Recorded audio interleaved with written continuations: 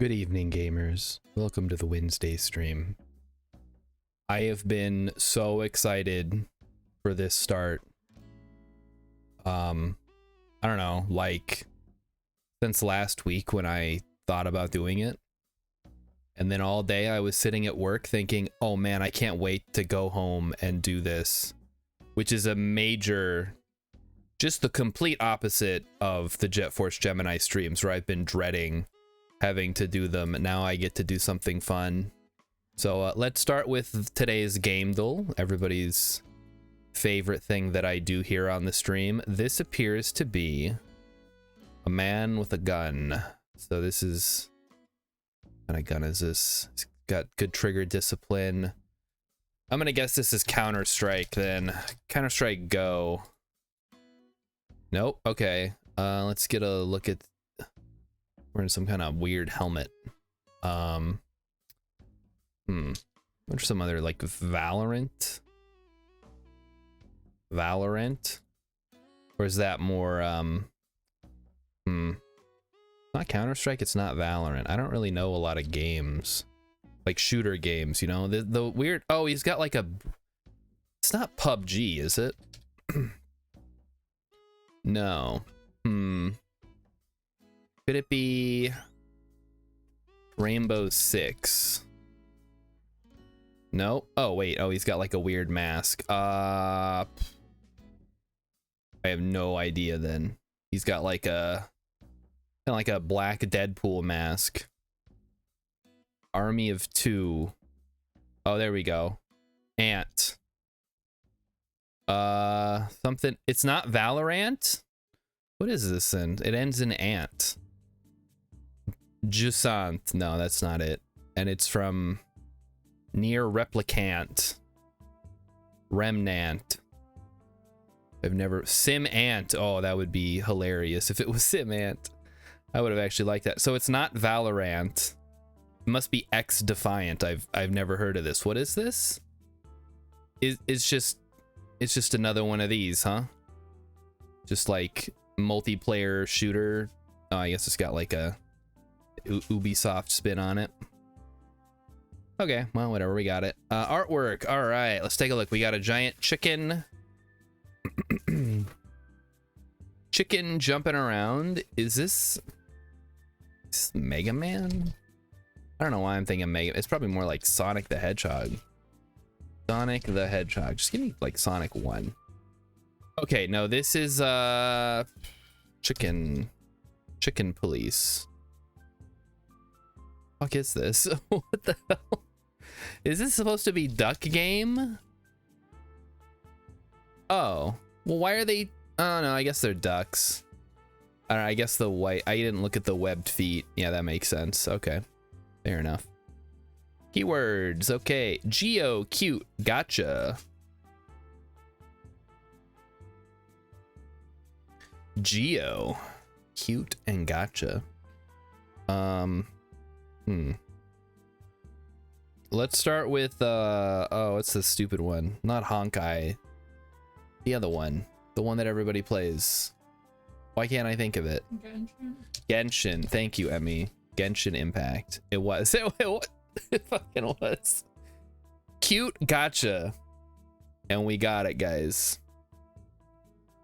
Yeah, I don't know why Geo, maybe Geo's like a currency or something, one of the bullshit currencies in the game to buy waifus. Okay, well, now that that's done, let's jump into the main event here. Like I said, I'm super hyped. We're gonna pull out all the stops for this one. Oh, I gotta hit the switch over button here, otherwise it's not gonna show properly. So we are playing as Korea. We start as King Sejong Do-yi. We are a tributary state of Ming. We are a 655 ruler, which is great. We have a 333 heir, I believe, which isn't great, but is better than most countries have. Korean traditions, construction cost -10, morale of armies +10. And then, of course, all of our ideas that we're going to get. We have a bunch of conditional military access, etc., etc. So our goal is to complete all of Korea's missions. We're going to conquer the Manchuria area. We're going to conquer all of China. We're going to conquer all of Japan. And then who knows, we might expand down into Southeast Asia, down into Malacca, or possibly over to India. We don't know. We don't know yet. So let's get this show on the road. We're going to start the game. The year is 1444. We are Korea. And I'm going too far. I keep hitting the thing. Iron Man mode, of course, so we can get achievements. I am not a cheater. We're going to call this one K-pop to get the engagement and whatever. I guess all the K-pop fans will be flocking in from around the web to watch me play as Korea live on stream. So here we go. All right, I'm in. Not quite in yet. We gotta wait. It's taking. Okay, I'm in. Okay, so there's a couple of things we gotta do at the start. First things first. We are going inward focus. You'll notice in outward focus they have their funny hats. Emmy watched a K-drama where they wore those funny hats, and they really are funny. X is sort of excited for Vintage Story 1.2. Me too. I'm looking forward to better boats and mounts. We're gonna go inward focus, of course, which is gonna give us some major boosts to keeping everything on the up and up inside the country. We are not gonna rival anybody yet. Provincial unrest is whatever. Okay, let's start by looking at the mission. So obviously we can't do anything that involves a war, so we're going to ignore that. We can build to the force limit, which is easy, which is then going to take us to harness the Seokjan. The Seokjan, or Stone Battle, is a uniquely Korean game involving teams of combatants throwing stones at each other. The unavoidably high injury rate among participants and onlookers, as well as threats from unruly young men prowling the streets armed with large rocks, make it tempting to outlaw this practice. However, a forward-thinking king might be able to make use of it as a form of martial training to harden our troops and ensure they can withstand anything the enemy can throw at them. Oh my, how exciting. Restore the northern wall. So that requires us to I guess have a fortress or a bastion, which would be a level 2 fortress in one of these. Realistically, we just need this one fortress because there are mountains here. You can't see them. I mean, if I zoom in, there's a long chain of mountains here. So anybody attacking Korea has to come in these two provinces or up here. And then if they get to Gyeongseong, they have to go here because of the way forts works. XS next version of the server needs to be high oceans, large landmasses, and low ores. The forever nomad world. That could be fun. I'm always down for nomad play, although there is obviously a limit on how big the world can be. Just I don't think like in normal play you would ever get that far, but could be a lot of fun. You can summon a okay, wait, we gotta look at the missions first. The Righteous Army, that's just a thing. Spice trade. We'll make that happen eventually. Okay. The Silk Road. We're the leading producer of silk. That'll happen naturally. Protect against Japanese piracy. We need 30 galleys and 5 heavy ships. And that will give us claims on Japan, so we'll worry about that later. Prospering economy requires 250 ducats and an income of 16.36. All right. Settle the nomads. So what do we have to do? The northern provinces of Gyeongsang and Yukjin are recent conquests from the Manchurian tribes. We must enlighten these territories by introducing Korean customs and practices. Okay. We need to have 6 provinces with a marketplace. Okay, so that's the gist of it. So yeah, we're gonna, like I said, we're just gonna follow this. We're naturally going to conquer China and Japan and complete all these missions, and then we'll do the Empire of China mission. So let's take a look. We can enforce the Hangul alphabet, which gives us technology cost minus 10%. So it's not necessarily something we have to do right now. We can introduce the Hopei system, which gives us plus 10. That's just fucking awesome. Okay, for the rest of the game. And reinforce the Tripitaka Koreana, which gives fort level defense. What? Jinju does. Okay. All right, other thing we got to do, we can delete this castle. We're not going to let anybody land. And we cannot let anybody conquer the Tripitaka. So that's very important. So Jinju gets Tripitaka Koreana defenses until an enemy of the Eastern Religion group captures the province, giving the following effects. I don't think we need to do that. So we'll just ignore that for now. So we'll go ahead and introduce the Hopei system. And the Hangul alphabet, I think, is good. So go ahead and do that. Because honestly, I don't think unrest is going to be a major problem. Next, we are going to seize land. Because the sooner we can get our land back, the better. That's fine. And then we're going to give out religious state. So the equilibrium is 44 right now, huh? So unfortunately, with 35% of our land controlled by us, we're going to end up giving away 30% of it, which is kind of huge. So I got to make a decision here. I guess let's start by getting everything up. Let's see. That doesn't matter. Oversight by the clergy is fine. That's free, basically. Let's take a look here. Governing capacity doesn't matter. 32%. No, don't want to do that. Right of council is free, basically. All estates loyalty equilibrium. That's actually really good. We'll just give out the right of whatever so we can get the things up here.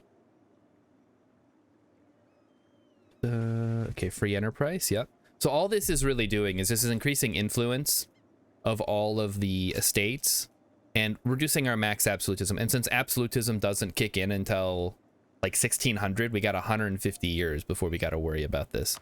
So we'll worry about it when we get there. Adds 20% local autonomy and minus 15% local development cost to centers of trade in the Nippon trade node, which is fucking huge. Wow. Yes. And we can always get rid of the local autonomy if we need to. So we'll take that. Because getting local development costs down is really important. I don't think it has anything else that it does. Yeah, so we'll take that. Control over monetary policy we don't need. Private trade fleets we don't need yet. Because that's just light ships. Monopoly on paper doesn't matter. City expansion privileges. This is a good one. Oh, govern. Okay, I don't think proper. That's not important. Let's see. Blah, blah, blah. Allow merchant guilds economic freedom. This could be a pretty good one.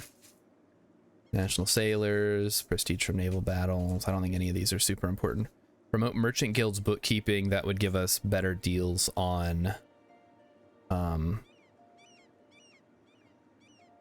loans, basically. Okay, so let's go back through the Yangban. That's the nobles of the Korean government here. You'll notice we have not even unpaused yet. This is just me like taking a look at all these because I don't know everything. So estates can pursue agendas at any time. All estates loyalty equilibrium plus 10%, which is pretty good.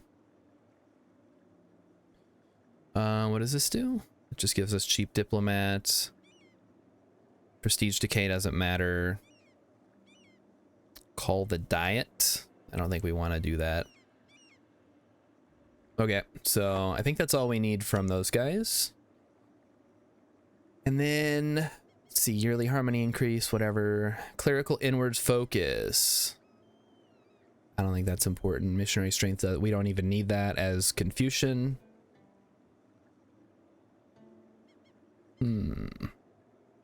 Development of temples. No, we don't want to do that. Reform progress growth could be pretty big. Because we want to get reform going as soon as possible. That doesn't give out any land, right? Yeah, it doesn't. Allow religious delegation. That gives us a... What does that do? Enable the state decision Yangban Scholars Religious Delegation. The estate action would have the following effect.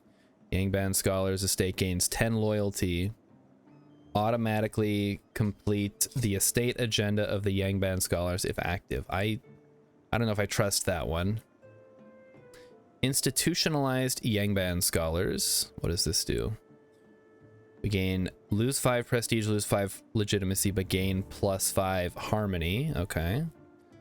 Right of donations. That's just okay, that's not important. So next thing we're gonna do, and this is gonna be painful, but we have to do it, is we're gonna go religious state to get monthly admin power +1. Monthly military power +1. And monthly diplomatic power +1 as well. So we've kind of hampered ourselves a little bit at the start, but it's going to give us a ton of monarch points over the course of the game. So let's just make sure that our equilibrium is above 50 for everybody. It is, which is perfect. And then we'll call the diet. So let's see. The estates of Korea have proposed agendas so we can either increase base tax in Gyeongseong, which is something we want to do anyway. Gangneung increase base manpower by to 3. And I think we're going to go with this one or this one. Which one's better? This gives us manpower, which is kind of important. So we'll take this one. Okay, so let's... do we want to destroy the castle? I mean, I don't... No one's gonna make it down here, so whatever. We'll get rid of it.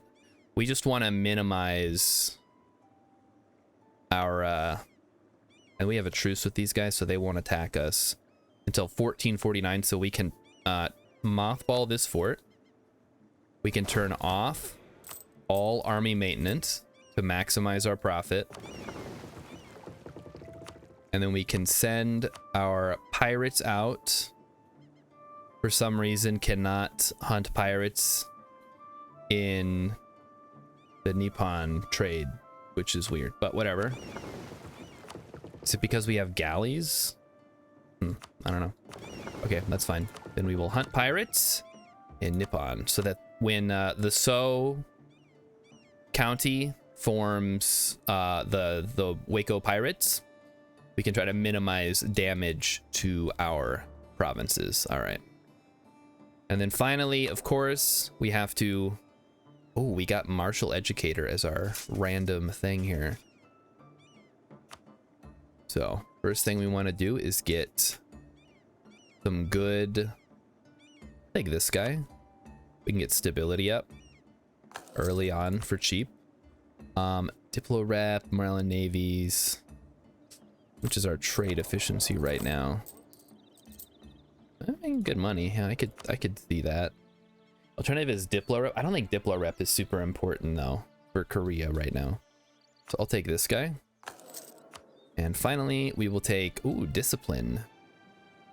Or we'll go National Manpower. I think I'll go Discipline just because Discipline is so hard to come by. Okay. And then it has separatism for, a couple more years yet. All right, interesting. And let's take a look. So, build the force limit. Yeah. Destroy the northern wall, whatever. Fire the Hwacha. Doesn't matter. The Hermit Kingdom. Doesn't matter. Protecting his piracy, we can't do yet. The spice trade, we can't do yet. Access to Mount Pachu, we can't do yet. Where's that at? Hold up, we don't even have a... So wait, do we have to... We have to actually, like, fabricate a claim on that? Oh, that fucking sucks. Okay. I thought we were gonna get claims from the missions. But we do not. Okay, then. By Korea and is a Korean core. So yeah, we have no valid reason to declare war, unfortunately. Let's take a look. What else we got? Prospering economy. Korean trade ports. Here we go. No.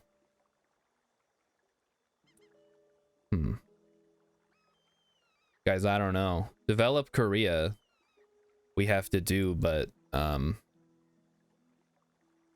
if we can complete this mission. Oh, there it is. All provinces in the Korea region have development of at least 6.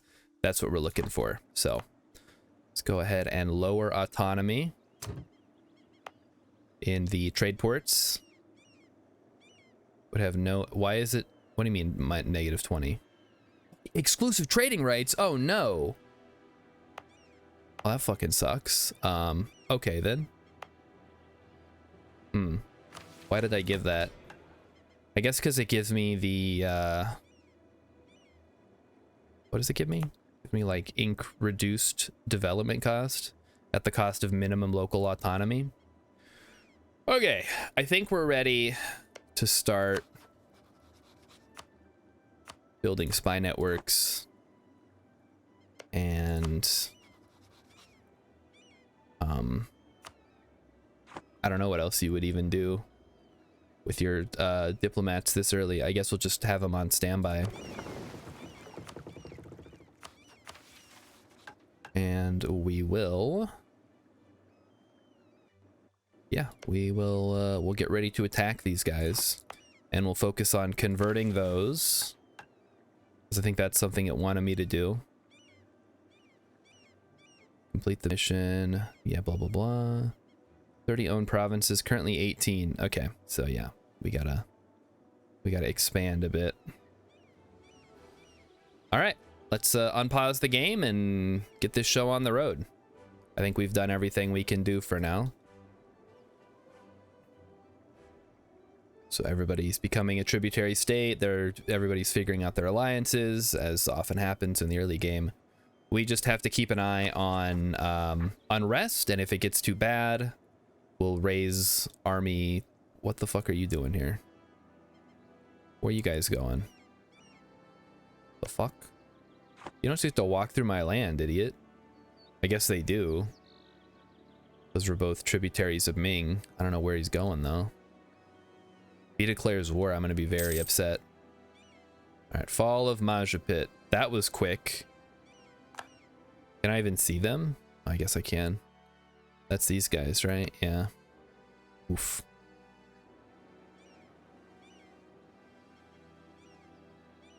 So I guess this guy is just gonna chill in my province. Thanks, dude. That's real cool.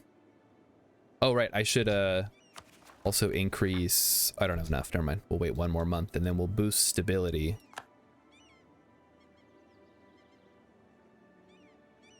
And then we will focus on... I think we have... We want to get prosperity going as quickly as possible.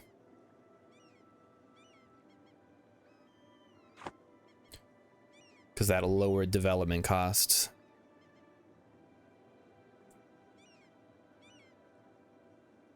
Alright, now that I'm done focusing on the game, how's everybody's week going? It's Wednesday, it's the last day of July. Oh boy. Yeah, that's... Ugh. Not excited about that. Okay, we're gonna send the tribute, that's fine. We boost. And then I did this, right? Wait, did I not even do it? No, I did. We did the monthly military power. I'm tempted to get the cheap like even cheaper advisors to maximize, now that we've increased stability. That also increases equilibrium a bit, so I'm gonna take all those. But I wanted to increase stability at least once before we did anything. So that's gonna make all of our advisors way cheaper, which is gonna mean we're making more money each month. Yeah, I was walking home today and it was like almost 90 degrees, but it's super humid. So it's kind of gross. I realize everybody in the South is like, oh, you think you got it bad. Yeah, but my body's not built for living down in the swamps, which is why I don't. I live up here where it's cold for a good chunk of the year and I love it.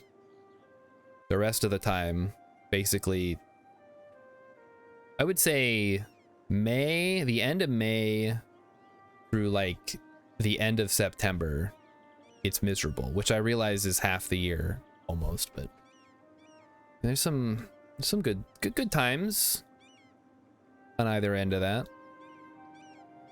I don't know why Zhang Zhao felt the need to send their troops into Korea. I guess they're just keeping an eye on things, making sure I don't fuck anything up. That's nice. Very, very nice of them. We don't have separatism. Or we have to get rid of the separatism before we can convert, right? So yeah, the first couple of years of this are going to be focused on getting all of our provinces up to 6 at the very least. So keep an eye on the... Okay, so Wanju needs to get buffed up a little bit, it looks like. Oh, Gangneung is the other one that had to get beefed up, I think, right? And that's perfect because they're both in the same area. So once we've saved up a couple of points here, we can beef this up by 2, right? To get to 3. And then see, we got Chinaware, which is a nice expensive one we can increase the production of. Should be great. And that cost 59 because it's in the mountains. Oh my. This would actually be a good place to build a fort.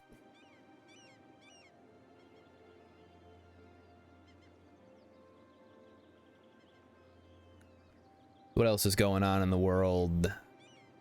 I fired up Phasmophobia last night to refresh myself for the coming Halloween season. We'll be playing that a little bit. Looking forward to it. I had to introduce my buddy, who had the game but had never played it, I guess, to how to play the game. Unfortunately, I was coming in with all my like high-tech gear, so he didn't get the full starter experience where you just have the like crappy thermometer and you're running around and the ghost just eats you immediately. Plight of the Peasantry. Complete the mission, the Plight of the Peasantry, before the 1470s to avoid upheaval from peasant unrest. All right, although Korea has experienced something of a golden age in recent years, this has not brought greater prosperity for the peasantry, who for the most part live in abject poverty. Already the first signs of discontent that could threaten Korea's stability can be seen. Steps will need to be taken to improve their lot if we're to avoid significant unrest. Wonderful. I'm looking forward to that. So we will make sure we improve the plight of the peasantry before we move on to bigger and better things in the north. Yes, step 1. No. We're going to raise taxes, but we're going to spin it as being good for them. How does that sound? You gotta think like a ruler. You gotta think like a monarch, Hex. Well, actually, no, wait. I don't know. I'm trying to make like a witty commentary, but I guess, yeah, you could reduce the taxes. Yes, and improve the economy by removing taxes on the rich. It'll all trickle down. You'll see. Just give it a couple 100 years and eventually, just maybe, you might get something. But don't be surprised if you don't. All right, so let's encourage development here. So we're gonna start by increasing this by 2 to get our diet thing finished. There we go. We got 707 manpower. And then we can buff this up a little bit to get some more Chinaware. Awesome.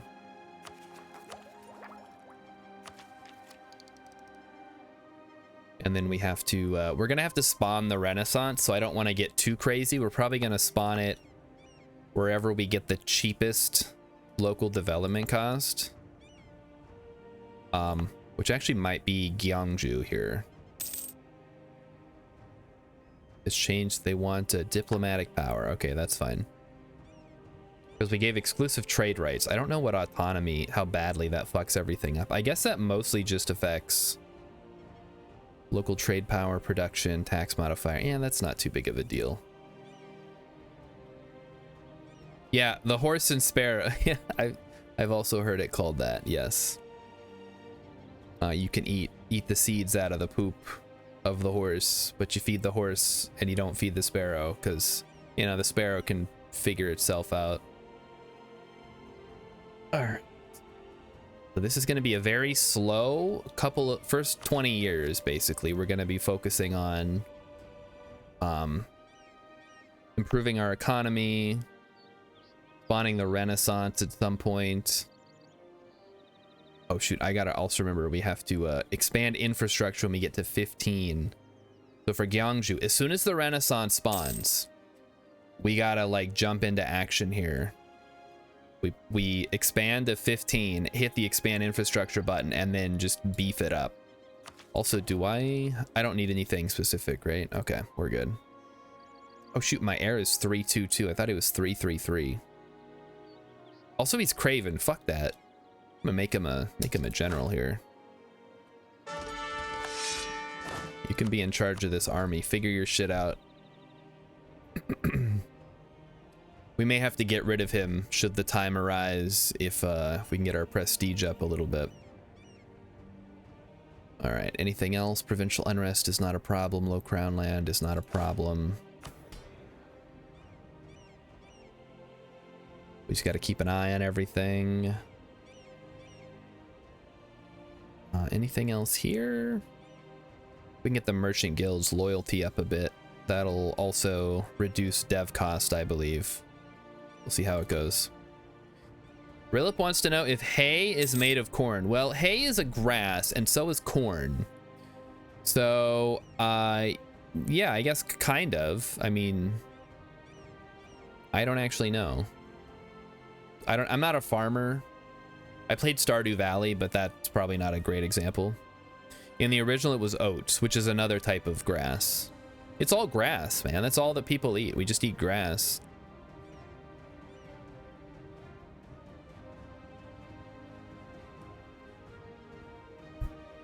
Like whenever Emmy makes a salad and I'm just like, oh, why don't I just go eat some leaves off the trees outside? It'll save us some money. Because, you know, that's what lettuce is basically. It's just a leaf. I don't want to eat leaves. Ugh. Tastes awful. Excess salad is great and you're an nincompoop. Yeah, it depends on the salad, I suppose. I like a good Caesar salad. Mostly because of the Caesar dressing. That's what really is that's the go-to for me. Love me some Caesar dressing. How long until we have prosperity? We have an 80% chance. We got to get it up to 100, I think. Yikes. Throw in some croutons, a little bit of cheese. A little couple of bacon bits, hard-boiled egg. Take out the lettuce, and then the most delicious salad ever. It's like eating a BLT without the T. Yeah, I like all the parts of the salad that aren't salad. Exactly right, Rilla. No, if you come in here and you're like, oh, I just love eating lettuce, it's so good. First of all, you're a liar. And second of all, I don't know. I don't know what kind of lettuce you're eating, but you let me know. Rilip wants to know if I ever heard the story of his British salad. I don't think I have. Let's hear about it. Hex says that I would like a Las Vegas salad. It's a few leaves of lettuce under a steak. I mean, that sounds delicious because you don't even need to, you can just throw the leaves out when you're done. Eat the steak and throw the lettuce. What kind of lettuce are you guys eating that's good? Because lettuce either tastes like nothing or it tastes like dirty water, much like celery.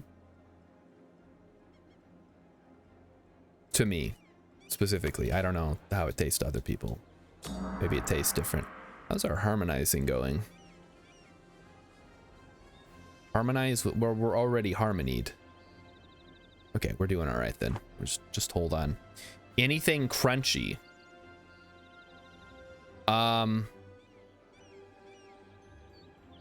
So you're saying that any lettuce that is crunchy is good? Is that? Okay. Okay, here's a real story. We were in England getting lunch. I ordered a tomato and goat cheese salad, expecting a salad with tomatoes and goat cheese. I got a caprese. Isn't that what a caprese salad is? It's I don't know. What's a caprese salad? It sounds kind of... the only thing I know about caprese is one of the episodes of Neo Yokio that I watched. They made like a caprese martini or something. And everyone's gonna be like, what the fuck is Neo Yokio? Guys, you didn't know that Jaden Smith made a fake anime where he is the star? You've never heard of this?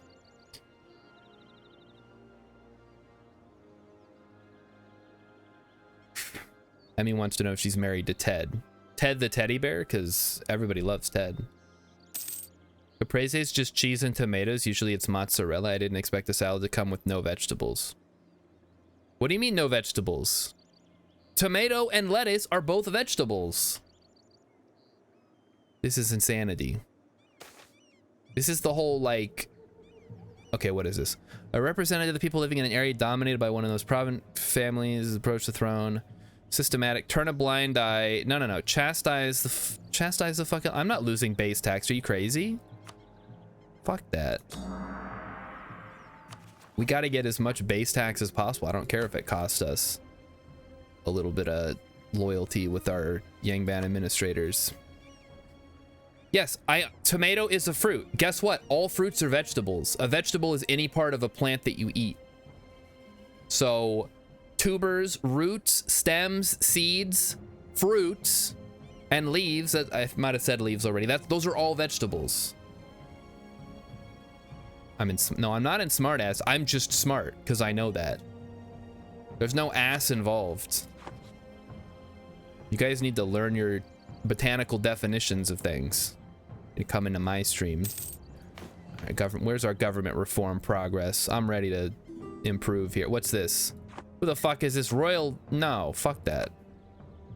I don't want a royal marriage with Ming. Wait, it didn't have any lettuce at all? It was just tomato? Wait, you said it was caprese. Hold on, did I miss? Oh, caprese is just cheese and tomato. So it was literally just goat cheese and tomato. Interesting. Okay. I must have missed that part.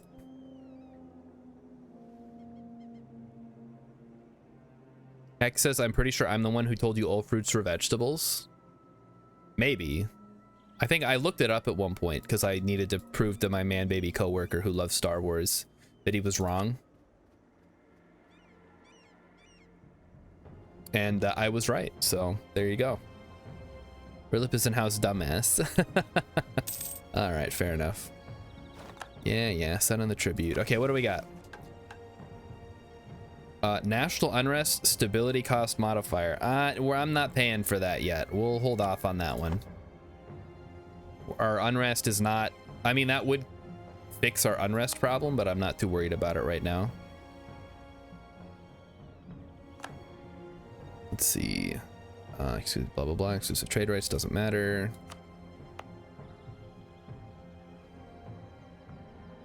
I'm just 53. This is also farmland though, so I think we're better off doing it that way. We also have the Gyeongbok Palace, which gives us extra reduction on local development cost. Interesting. And reduced local development cost 5% in the area. We also get minus 10% advisor cost, monthly autonomy change of 0.05, and monarch administrative skill +1. Interesting. It's always like this. You're in house, dumbass, Charbolino. What happened to Japan? It looks super fragmented. Oh, okay. Yeah, that's it's the daimyos. So there's the shogun, that's Ashikaga. And then there's all the little daimyos, they're fighting it out. And then whoever wins becomes shogun of Japan and forms Japan. It's a total blast. It's great. Japan is a super fun place to play. We'll deal with them in good time, I think. We started in the same... yeah, I guess. Because Ashikaga's here, Oda's here somewhere. Where's Oda? I guess it's Ashikaga, so Tokugawa would become the next one. Am I like missing something? Oh, there they are, Oda. I'm like, I was pretty sure they were right there. I was right. So you can play as, is it actually? No, it's not Nobunaga. It's Hisanaga. Who...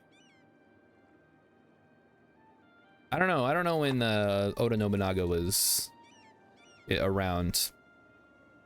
Yes, Charbellino's right. Some of the one province miners, the OPMs, the daimyos here have some crazy ideas.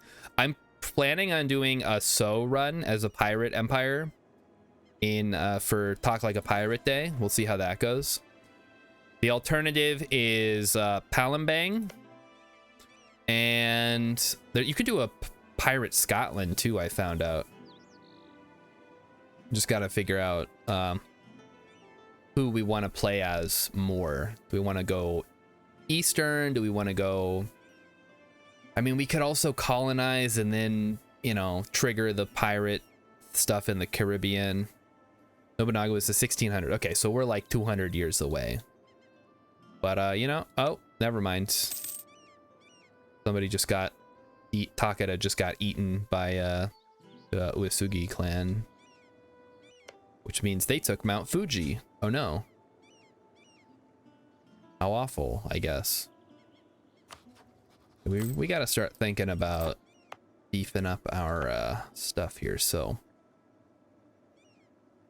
I think we can probably increase add stuff call. We want to go here. No, because we want to go Diplo here to get the extra Chinaware production. Admin can go here. And that's, so now everything's at 6, so we can turn off that.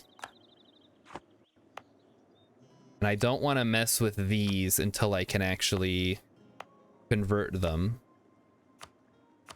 because otherwise it'll cost more to convert, I think. So we'll hold on to that. We got the mercenaries, whatever, don't care. Let's take a look at these ones. 5, 6, 9. 5 in Heiju. Let's take a look. Like I said, the main thing we have to do is get prospering economy. That's very important. He died in 1584. Okay, so it was the 16th century. So, I guess this would be a couple generations prior to that whole debacle. Which makes sense, because I think he had access to guns, and the Portuguese don't show up until, like, at least 1500. Is Korea vassalized? No, we are a tributary of Ming. So all we have to do is send tribute every year, and we are theoretically protected by Ming. 1600s would have been Tokugawa. Yeah, the Tokugawa could theoretically conquer. They're right here next to Oda.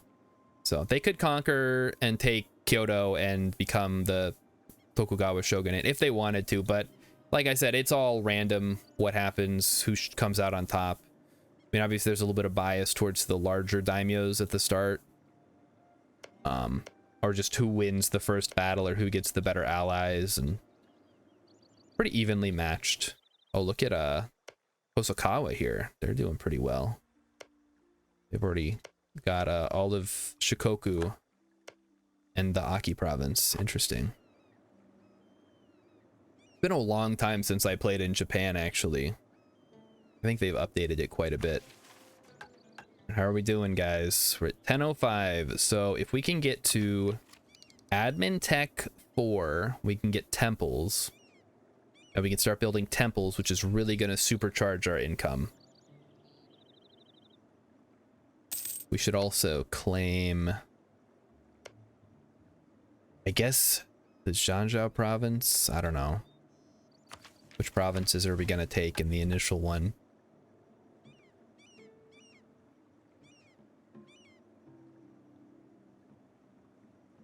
South Jilin.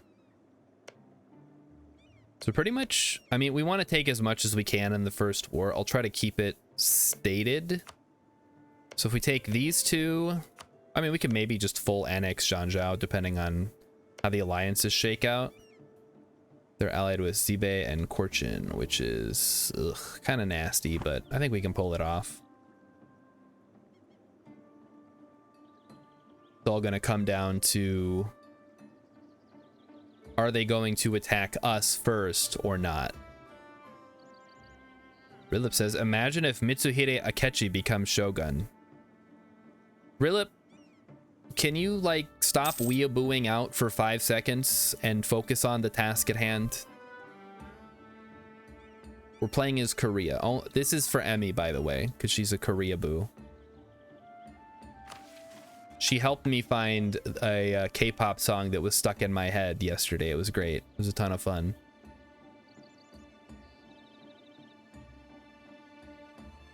Has enacted the government reform the Righteous Army. When do we get that? It's a ways off.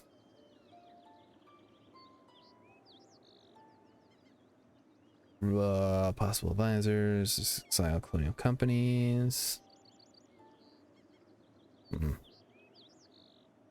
Representation of the crown, regional councils, royal favoritism. I actually don't know which one you're supposed to take. Oh, I guess expanded royal court would be the best one for us. But examination system gives +2 possible advisors, which seems like awful. Why would you ever take that? Excess Korea's cool. Oh yeah, it's in Civ 5. I think we have a standing rule that you can't play as Korea in multiplayer games. Or at least I can't. I think I'm banned from Korea, Babylon, and Poland. In Civ 6, I don't know. I haven't played enough Civ 6. Are you going to expand on the mainland or Japan? I'm going to expand into Manchuria first. And then we should get claims on Japan once we have a navy. I guess maybe we could go Navy or Japan first. But that would require us to build a bunch of galleys and 5 heavy ships to handle the Japanese Navy, which is kind of expensive. Yeah, we'll let the noobs have Korea. They get that tech bonus. They're never gonna beat my my warrior rush anyways. They must be right or ignore them. Fuck. I mean, my prestige sucks. This is garbage. Probably easier to take over Japan before the civil war ends. I mean, there's not really a civil war. They're just fighting amongst themselves. I guess you could call that a civil war. But like I said, I can't do anything for 20 years on account of our inward focus that we're currently doing.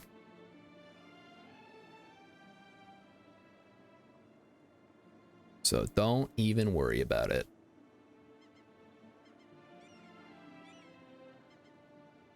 But we'll see what we get to first. I do really need to take this province from Zhangzhou to get my first access to Mount Pictou, an active volcano with a large crater lake known as Heaven Lake, which was formed in a massive eruption many years ago, which we consider sacred. Cool. And then we get claims. We get Seize the Borderlands, which gives us a bunch of claims on these provinces. What does that even... I guess that gives us all those claims. Then we can restore Goguryeo. For nearly 1,000 years, the territory of the ancient empire of Goguryeo has been squabbled over and ransacked. We should bring it under our banner. All provinces in these areas are Korean. And I guess that's it. Okay, cool, cool. So we'll see how it goes. I should start making claims, though. How long would this last? Spend 86 to gain a... Oh, no, that's just for claiming. Okay. Yeah, won't let me fabricate a claim there, unfortunately.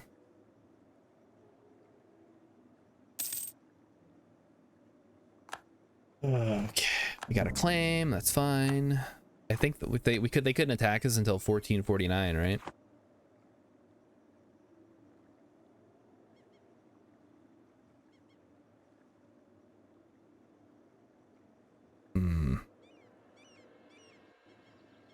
Yeah, like I said, things are going to be very slow early on until we get, I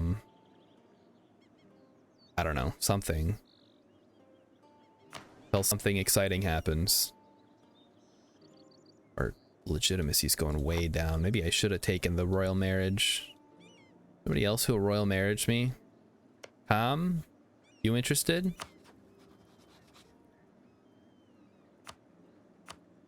Dynastic. Royal marriage. They refuse. They hate me. Damn. Oh well, it's fine. We don't need their stupid royal marriages.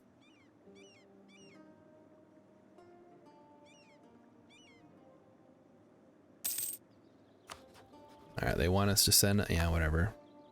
Return to the Waco area. They went, we are traders and diplomats, not pirates. Okay, so they're not going pirates. So we can switch this to protect trade, which will give us profit. Let's take a look at our trader here. So we have one in Nippon collecting, because that's our main node. Okay. I mean, we only have 17%, which kind of sucks, but what are you going to do? We should also level these up as soon as we have cash. All right. Rilip, I know you have Stellaris. Did we talk about you having this game? You should get this one. I would love to do some multiplayer with people. That would be a blast. I wouldn't necessarily be good at it, but it could be a lot of fun. Mahayana is a harmonized religion. Awesome. Harmonize. We can't harmonize with any other religions because we're already harmonized. Good. Rilip will consider it. He has taken my request into consideration, and he will deliberate with the rest of his party, and then he will determine if he wishes to purchase the game next time it is on sale. Wonderful. I'm glad to hear it. Like I said, it's a super fun game. Highly recommend it. I've never done multiplayer EU4. I've only ever played single player, and it's still a ton of fun. Multiplayer Stellaris, though, that was a good time playing against Tasumaga. Would have been cool if we had some more people in the game. We have no subjects. We have no military. Just making bank. That's all we're doing. Oh, we can pick our naval doctrine. Oh boy. Panoxion. Our naval neighbors seek the subjugation of our state and people. The Panoxion, a sturdy warship which can withstand the fire of several other ships with ease, is our answer to this threat. Awesome. That cost us 113 ducats. That's too much. That is, we do not have that money, so we're gonna hold off on that. Rilip says I'll wait until 5 comes out. Nobody likes 4 anymore, and then not tell you I play it. Rilip, I don't know. I mean, 5 is gonna come out eventually. I don't know if it's anywhere close to coming out. I've been loosely following the development, but not really. We can probably cut that down. Actually go through and cut down a lot of our autonomy here to speed up whatever. I don't know. Okay, everything looks good. You know, all the stupid daimyos are laying claims. Let them have their stupid claims. I'm tempted to lower autonomy, but I think we're just gonna wait.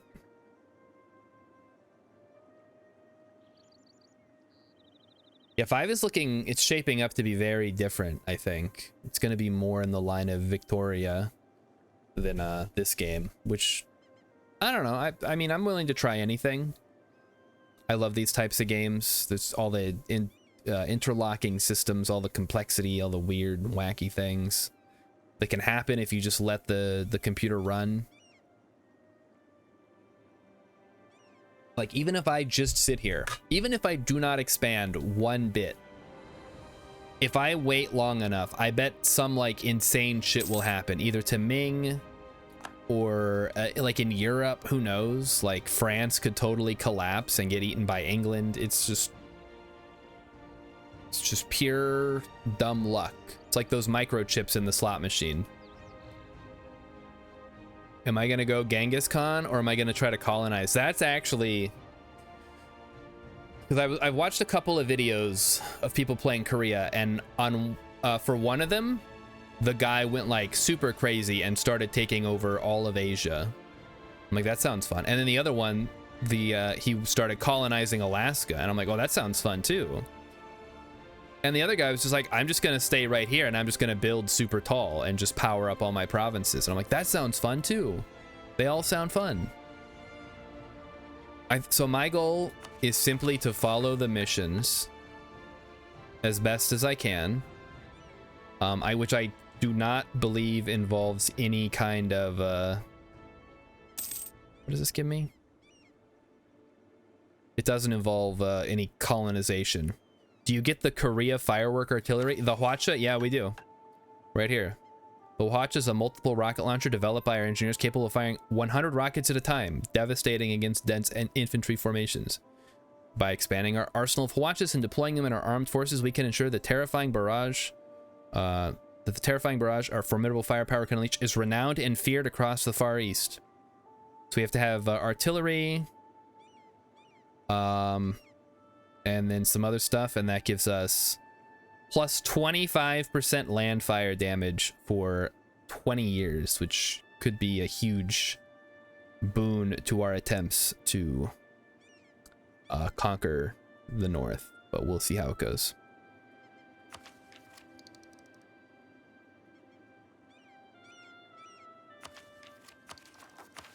All right, what else? What is it? So the main one I'm focusing on right now is this one, of course. We're up to, we still need like way more money than we're getting right now. Ugh. We're not the leading producer of silk. We do not have ships to defend. We don't have any spices. We're not at war with anybody. Wait, what is this one? Emperor of China must have, wait, that could be good. I guess we can send our nope, do not send insult. Send a guy to talk to the emperor. Tell him we mean no harm for the time being.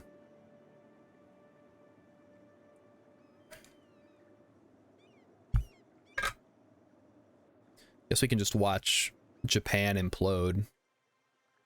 Looks like Uesugi bit off a bit more than they could chew. They are now losing to Hatakeyama and Imagawa. Interesting. How are the who are the Triforce ones? Maybe they don't exist yet. That's the Takeda. Up here? I thought they were like right here, but I can't remember exactly where they were located. I thought it was like northern Japan. Again, this is pre like Shogun Total War, which is what I'm more familiar with. So, who knows?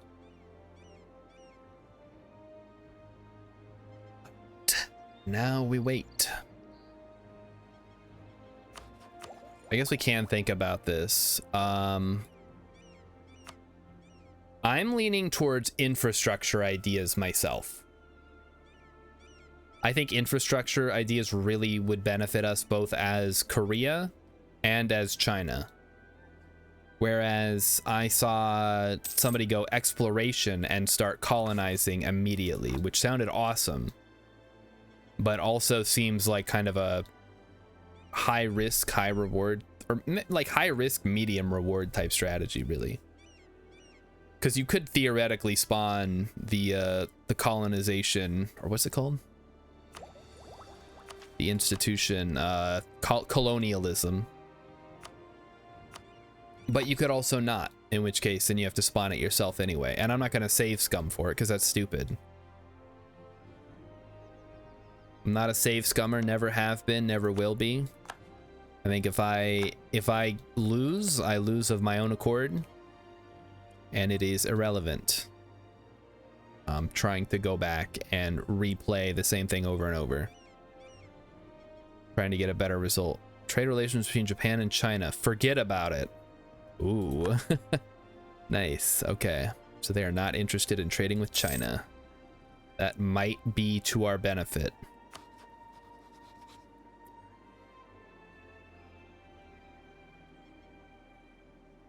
And then we have to think about doing the royal marriage, I think.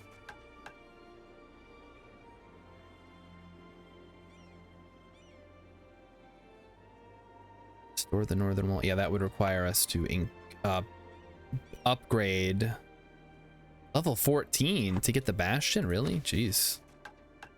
It's a ways off. And what does that give us exactly? It's a +2 base manpower modifier, and the modifier, the Chioli Zhengsong, granting plus 25% local defensiveness. And then we get the Hermit Kingdom, which, if we have 5 fortresses, that's pretty good. Okay.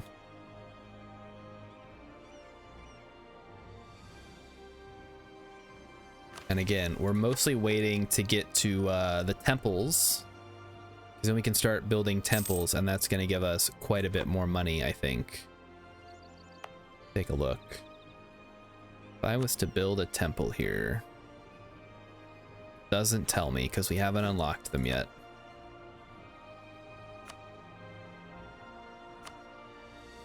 Temple.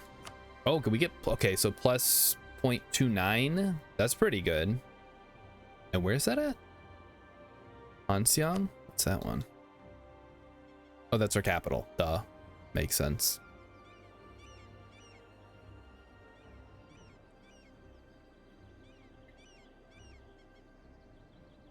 Marry someone Incan and convert everything to the South American campaign. No, that's too much work. By the time we even see the New World, the Incans will probably be long gone. Unfortunately. Unless I do the colonialism route, which I am not planning on. I think we're going to expand either by conquest or not. Oh, it's going to cost us a lot of money, but we do need the admin points more, I think. That was kind of brutal. Next diet is in 1449. A 5-year cooldown, I guess.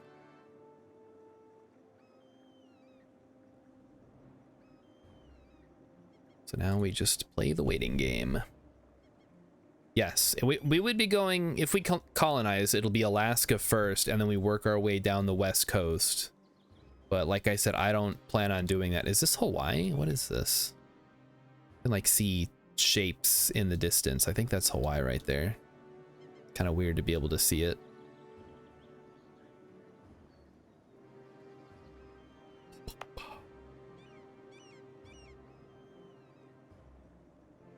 All these little Japanese miners keep laying claims to my provinces. Don't try it. Ming's got my back.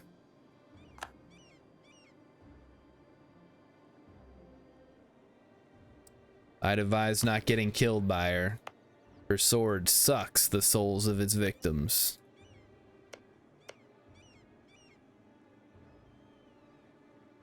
What do you mean by that? What do you mean by that? Alright, so Hex says to get the Alaskan oil. Ugh. Is that really what you guys want me to do? Colonial Korea? Very tempting. Imagine if the Mongols conquered the Hans. Wait, what? The Hans?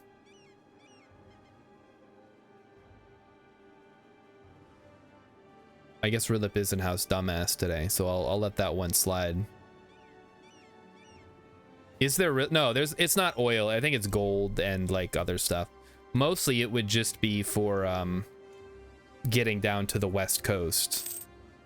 There's not actually oil. Oil would show up, I think, in Victoria. If you play Victoria, there's oil, and then obviously Hearts of Iron, which takes place during World War II. Oil is extremely important and is in super short supply depending on which country you're playing as. Hans might have come after the end of the... What the fuck are the Hans? Chat, what is Rilip talking about? Explain. I don't know if he's like trying to say the Huns Or if he's like making a joke about some guy named Hans. I am Hans. Hans are a group of Chinese. Oh, the Han Dynasty. Let's see. What are the different Chinese cultures that are available here? Let's take a peek. That's political. There we go. Culture. So what do we got? Zoom out. We have the Jibei, the Jin, the Zhili, the Shandong. No Han Chinese, I guess. There's Cantonese, Min, Hakka, Gan, Zhang, Wu, Zhanghuai, Hubei, Sichuanese, oh, Sichuanese, and Zhongyuan. There is, of course, the, if you form Manchu, and then you conquer China, you form the Qing Empire, which is what happened historically. Ming fell, the Manchus took over, they assumed the role of emperor, and then became the Qing dynasty, which is where things were in everybody's favorite, The Good Earth, everybody's favorite book written by a white lady about China. There's also another one that I read. It was about like a Chinese boy in San Francisco, and he had never drank milk before. So, and this was in, I think it was like in the 1800s or the early 1900s. And they gave him milk, and they're like, it comes from cows, and he's like, is this cow piss? And they had to explain, like, no, I don't know if like Chinese people drink milk, but I'm sure they understand like that milk exists, right? You know, you can get it from goats, and I mean, you can milk anything with nipples, really.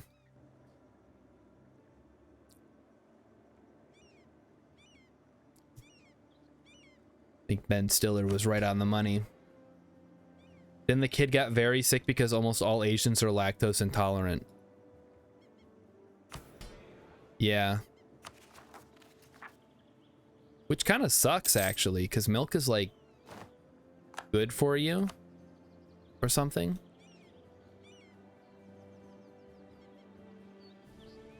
Why is it that everything that tastes good is bad for you, and everything that's good for you tastes bad?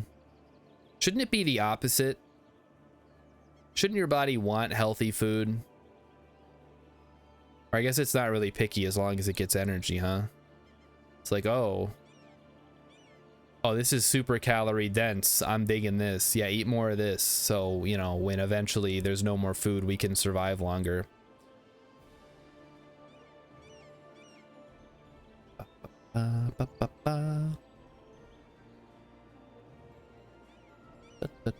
Mogulistan. What the fuck? When did this show up? I've never heard of this one. Mogulistan. They have the vassals Yarkand. Boy, that's fun. Wait, hold up. What are the Timurids doing way up here? Is that normal? Baluchistan looks right. Delhi's way down here. Maybe that is right. It's like Afghanistan is right here, I think. Can't quite remember. It's like right here where the Timurids are, and then like stretching over to here. It's got like a little arm that touches China, like modern day China, which is fucking huge.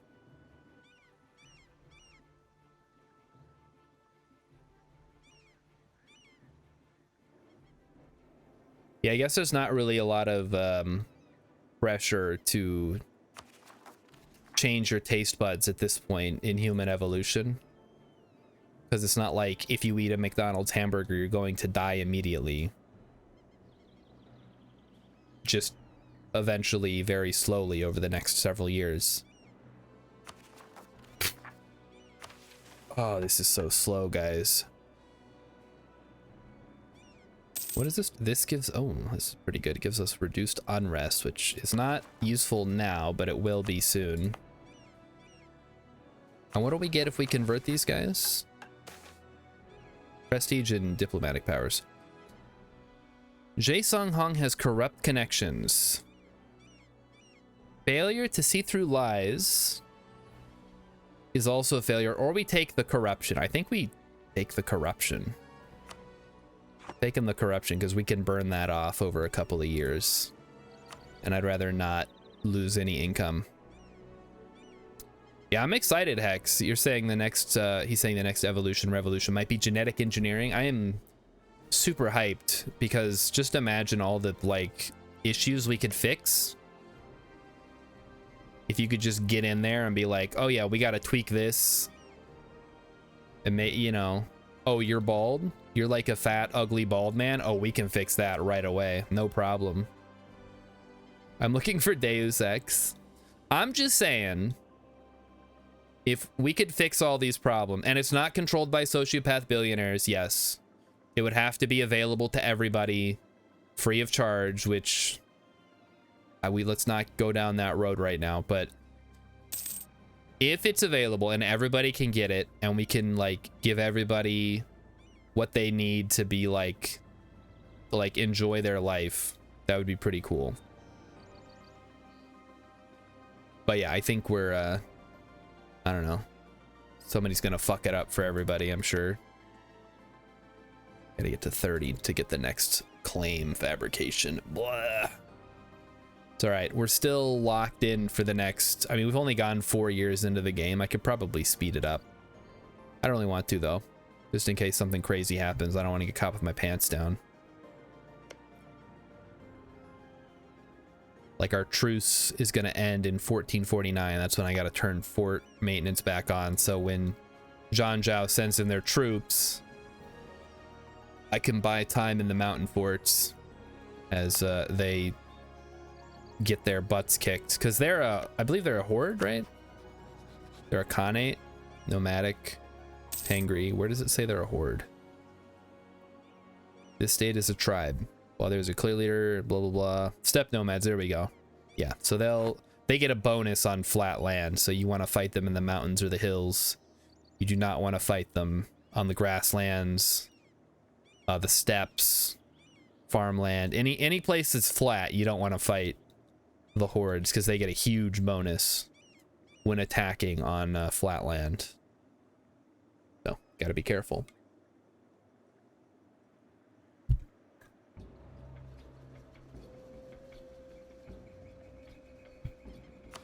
What else is going on? Admin tech is almost here. Good, good. And as far as Deus Ex stuff goes, I wouldn't mind augmentation either. That always was so weird to me, and especially the Ubisoft games. No, not Ubisoft. Who Eidos. Mixing up my French developers. Like everything, they make augmentation seem like the worst thing in the world. And I'm just like, wow, look at that, we can like help people out, you know, make people stronger, better, faster, harder. Mighty Stoosh is saying I'm wrong. What am I wrong for? Because I want robot legs. Their body, yeah, let's see, fucking body purists, man. Some real RimWorld shit. It's like, oh, we're stuck on a backwater planet and we might need, you know, to do this to, like, you know, save somebody's life. But yeah, who doesn't want robot legs? Do people like walking? I guess Emmy does.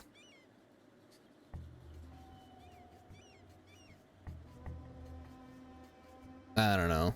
Yeah, it sucks that everything's controlled by rich people. I don't know, what are you gonna do? I was thinking about that today. Like, what if you ask ChatGPT,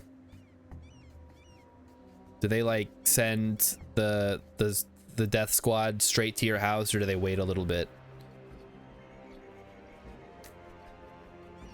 Hex will take bionic eyes. Dude, bionic eyes would be so good. That's like the perfect candidate for like intro level bionics. It's like, wow, they can zoom in. You could record shit. It's like having a little video camera built into your head.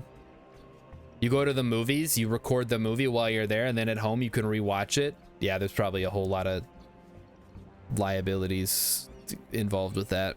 Get eyes with a UI, you get a heads up display, facial recognition technology. Yeah, Hex forgets names. You just tell who everybody is. Like, ah, yes, Cheryl. Nice to see you again. Oh, you remembered. Oh, it's been so long since we talked. And now you're stuck in a conversation with Cheryl. Congratulations. Oh, well, you know. Real life screenshots, yeah. Like Pixar, it didn't happen. Never, will never be a problem. We'll finally have 100% proof of the existence of UFOs and space aliens, because finally all those people with their shitty cameras out in the woods, they'll just get perfect shots of the craft and all the creatures.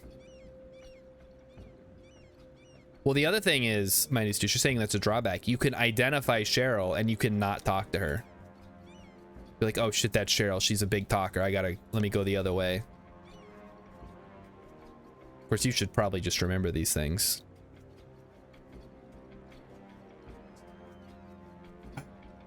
Now, yeah, we're back. We're back playing the waiting game. No, the waiting game sucks. Let's play Hungry Hungry Hippos. Good call. Yeah, big. Put up big red warnings. Okay, we cannot tech up yet, unfortunately.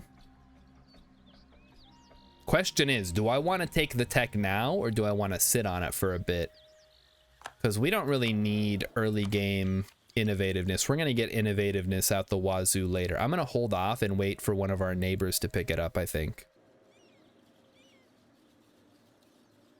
Install the visual novel modding at conversation prompts. Now, what if it's like in Mass Effect or Fallout 4, where it's like a little snippet of what you're going to say, and then you just end up punching them, even though that's not what you wanted to do? It's like the preview text is, I don't like what you're insinuating, and then the action is, hey, fuck you! Commander Shepard, calm down. When do you not want to punch people? Like all the time. I don't want to hurt my hand. Can't just go around punching people. You need at least one rival. No, fuck that. I don't need rivals. Get a bot. I can't. I wouldn't mind well, I guess my only concern, and I realize this would all be fixed hopefully by this point when I would be getting bionic arms, is would I still, you know what, I guess if we have the capability to interface machine and mind, I wouldn't even need arms to play video games. I would just plug myself in like the Matrix. I would just will myself into some kind of virtual environment, although it would probably be a virtual environment where I'm sitting at a desk playing a game on a flat screen. So because I don't know exactly how, I guess you could like make a board that you could walk around and watch the game happening. Like imagine if, so you zoom out, right? And you see this is kind of on a big map table. If there was a table, a big table, you could walk around and like keep an eye on all your provinces. That'd be kind of cool. Like in that one level in Psychonauts, where you go into the one guy's mind and it's like a big tabletop war game. It's probably my favorite level in that game. My buddy in high school who got me into that game really liked the Milkman level for some reason. I don't know. That whole thing was just like weird to me. It's the one with the conspiracy theorists. You go inside his head and like the CIA is watching him and I am the Milkman.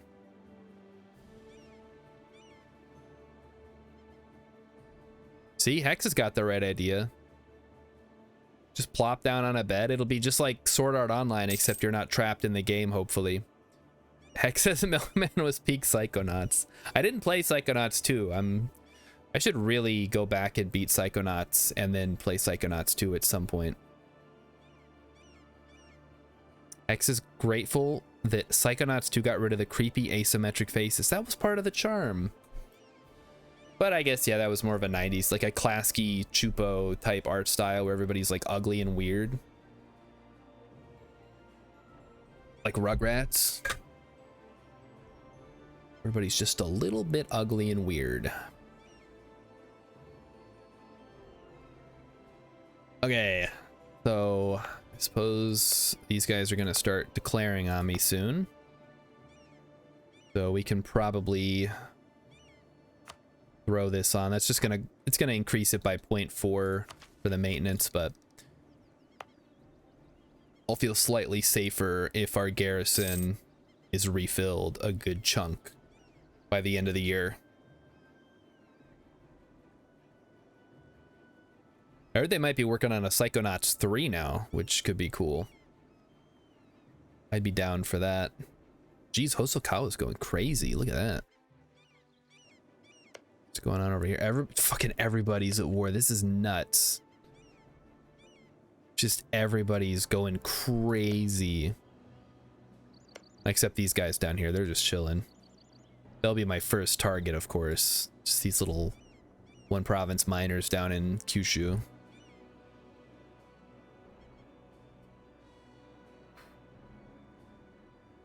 What other games are we looking forward to this year? Could be some big names, some real cool games coming out.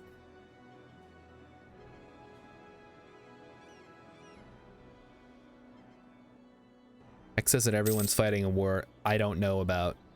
Problem is I can't attack them until my my inward focus is up in 1464. We still have to wait 25 years.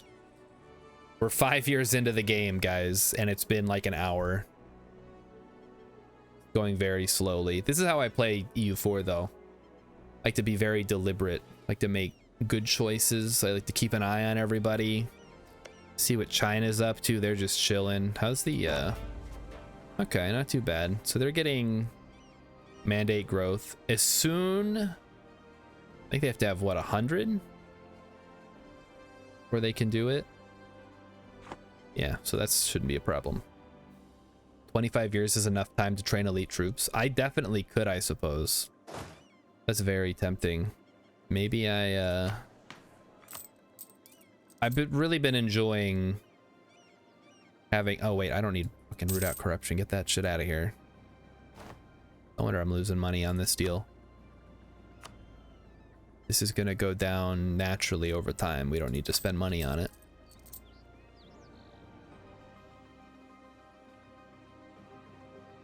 The main thing I'm waiting for, oh, I guess, kinda waiting on one of my neighbors to pick up temples so that I can get a 5% discount. I'm not really in a rush to grab any of the techs right now. We want to be very deliberate with our points, our monarch points early game. Or mana, as the community calls it. They're different mana types. You can use it to cast government spells. Ooh. Ooh.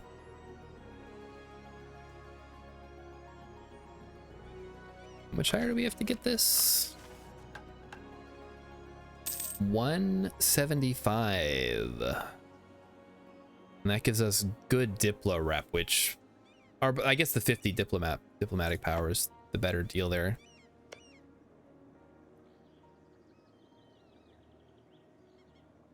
We could just get some fucking prestige. I could disinherit my guy. God, I'm 52 already. Oh no.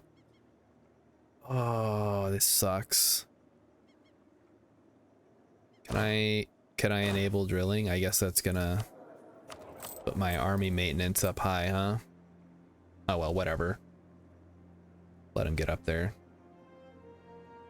I'm just hoping he dies in a drilling accident. Oh, okay, somebody must have picked up military tech. Do I care about innovativeness is the question. Or do I care about having the military power? I think I don't care about innovativeness as much. It is tempting though. I just have to hope that somebody else takes it in the meantime. Who fucking took it? Which one of you assholes took? Oh, nobody. Okay. I get, because I'm not the first person to take it, I guess.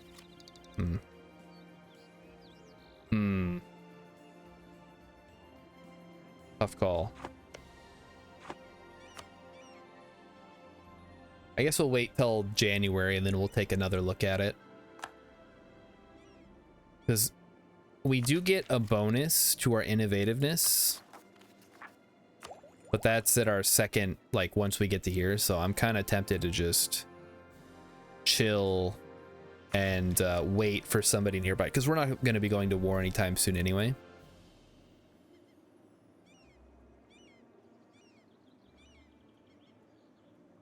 Also, Korchin is on my shit list for having the same first 3 letters in their country name that we do. They're gonna have to go pretty quickly here. Vajrayana. Vajrayana. Interesting.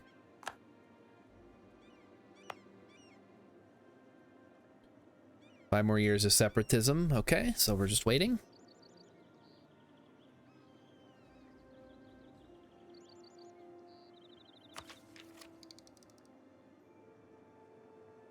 Yeah, if somebody could just take one of these guys, take it. Come on, what are you guys doing? You blowing all your military points on garbage? Hey, you Ming, what are you doing?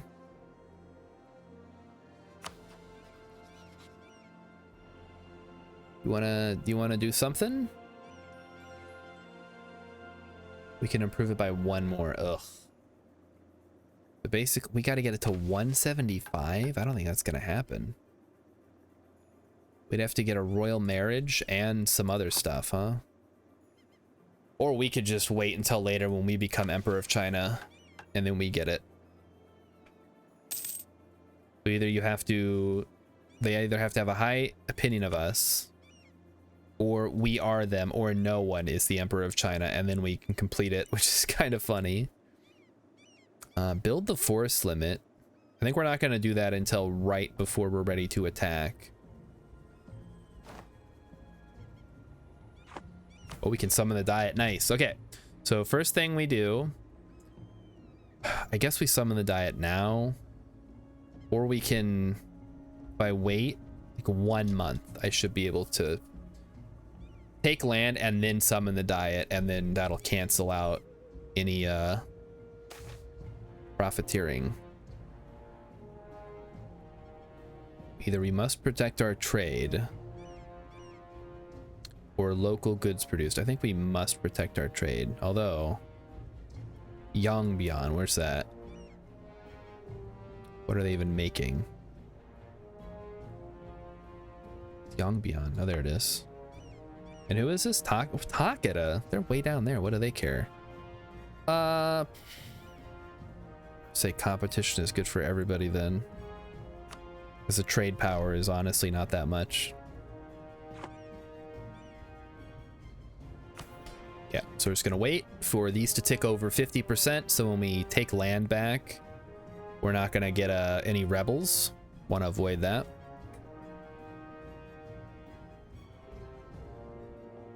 Important thing to note, if you seize land and if any estate drops below 30, rebels can spawn, which obviously you probably don't want.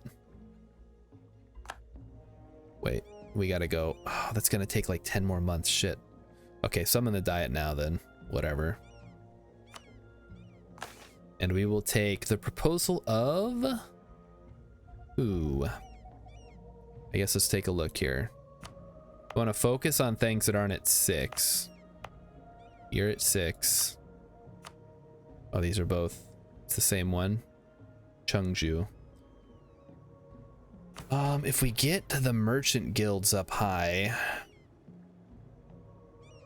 but it doesn't really matter what we do. I'm gonna go ahead and take this one because we are just gonna take land back, which is going to immediately drop them by 20, so it won't even matter. Yeah, see? Now we can sell titles because we have 10% of our land. So in the event that we needed money, we could sell all the land back.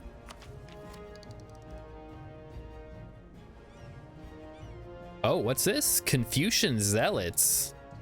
That's an interesting one. Where do they come from? Guess they must have pissed off somebody.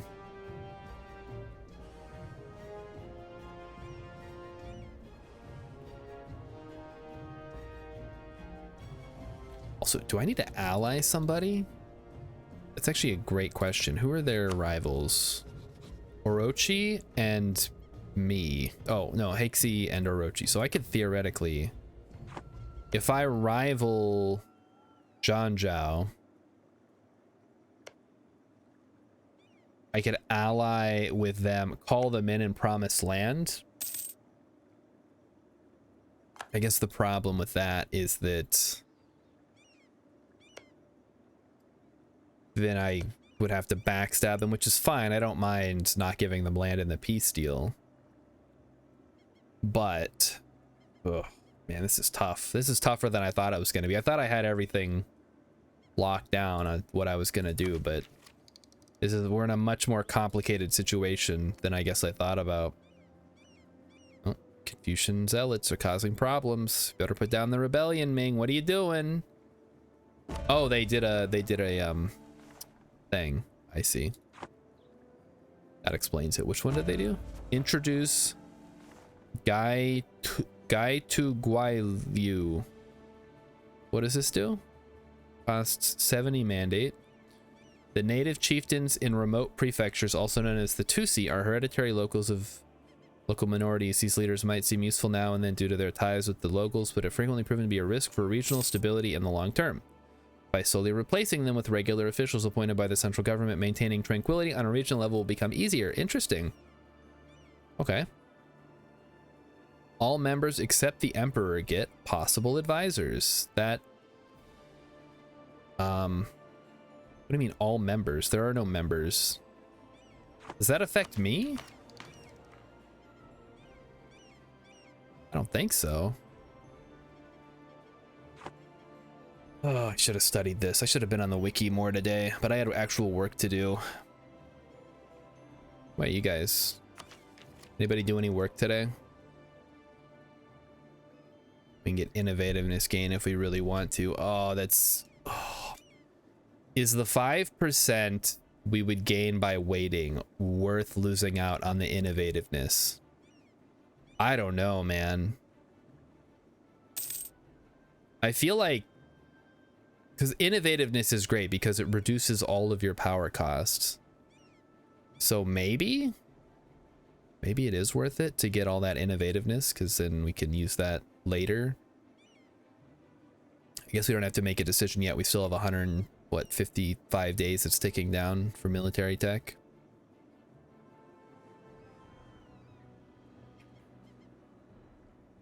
Plus that would let us start building temples earlier.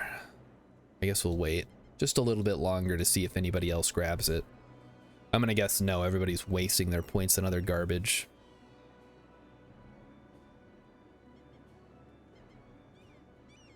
Yeah, I know. Everybody's claiming my land. It's not gonna work. What's going on here? Tokugawa doesn't have enough units to siege down Izumo. Interesting stuff happening over in Japan, guys. It's getting a little crazy over there.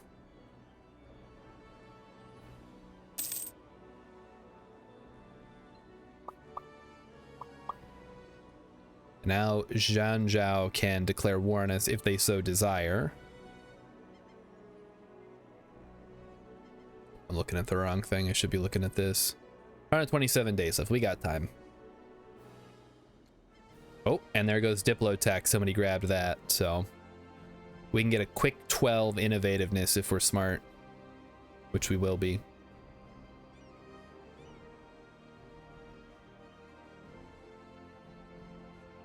Another thing we could theoretically do is take innovative ideas, which gives minus 20% advisor costs and plus 50% innovativeness gain and minus 10 tech cost, which is a lot actually, but also +1 free policy. Maybe innovative is the way to go. I don't know.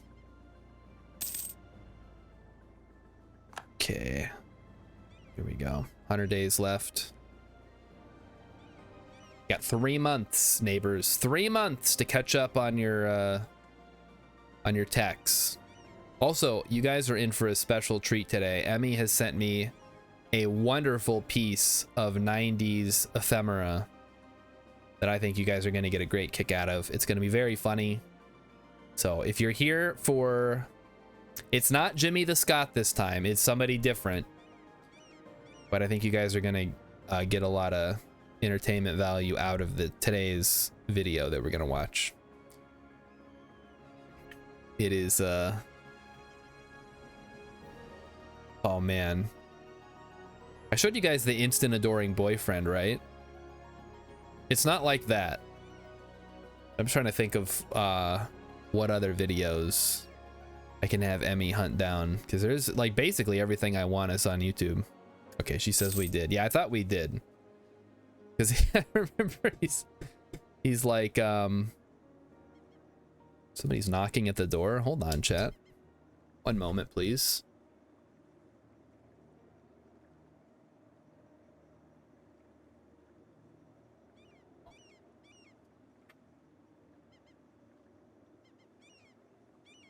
Hello.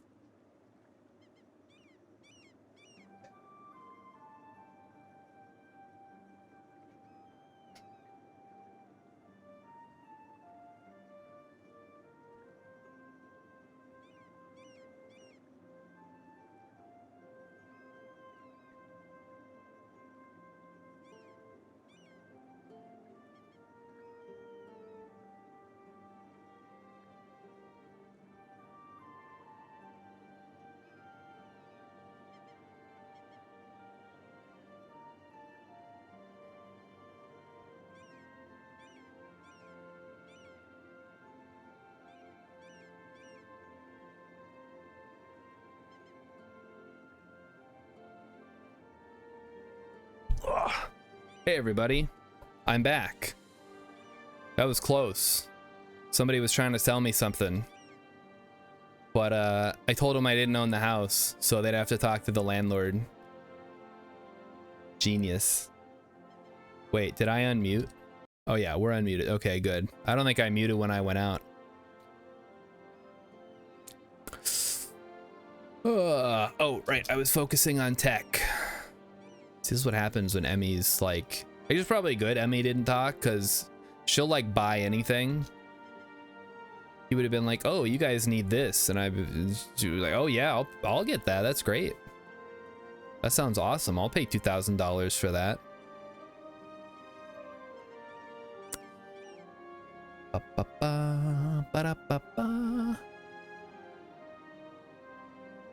Hold on, I keep looking at the wrong thing. We got to look at that. 48 days left. So we're going to have to make a decision here in June, July, August. Emmy says she would not have. Yeah, but it's the easiest way to get out of it. Because he's like, we could fix your roof. And I'm like, I don't know, I have to talk to the landlord. And he's like, oh, never mind, bye. So, there you go. Uh-oh. Another one with corrupt. Fuck, man. Stop having corrupt connections. I'm trying to keep corruption down. You're killing me. Okay. All right. What do you guys do? Little tips and tricks to avoid dealing with people. He knows landlords never fix roofs. Yeah. Genius. You know what? If he'd have opened with, are you the homeowner? I probably would have said, yeah. I gotta remember, like, I do not own this house. Just no matter what anybody, unless it's like the government. Like, do you own this house? Like, yeah, I guess if I have to. But if it's somebody trying to sell me something, nope. I'm renting this. You can hunt down the landlord.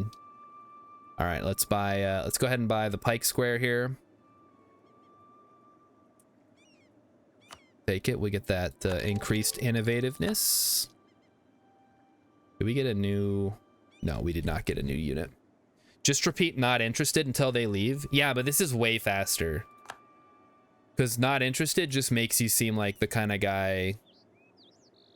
I don't know. I don't like confrontation. That's why I don't like talking to people. I just want people to leave me alone, but I don't want to be like, leave me alone. If that makes sense, because then that could cause like a scene. That's why I just stay home all the time. I don't want to deal with people. It does work against sellers that don't involve landlords, I guess. Yeah, maybe I need to just learn to stay at home and never do anything. That would solve my problem. All right, admin tech, if nobody else is gonna take it, I think we're gonna have to grab it here. We'll hold off on the diplomatic tech though, because we could get somebody could grab it. That's a 5% discount. That's a lot of points, especially in the early game. I'm going to assume nobody has taken it, so let's go ahead and grab it. We can now build temples, which I will do. We're going to get the most bang for our buck by putting one in the capital. And then we'll put one in, I guess, Gyeongju. And that'll give us a little bit of extra income there.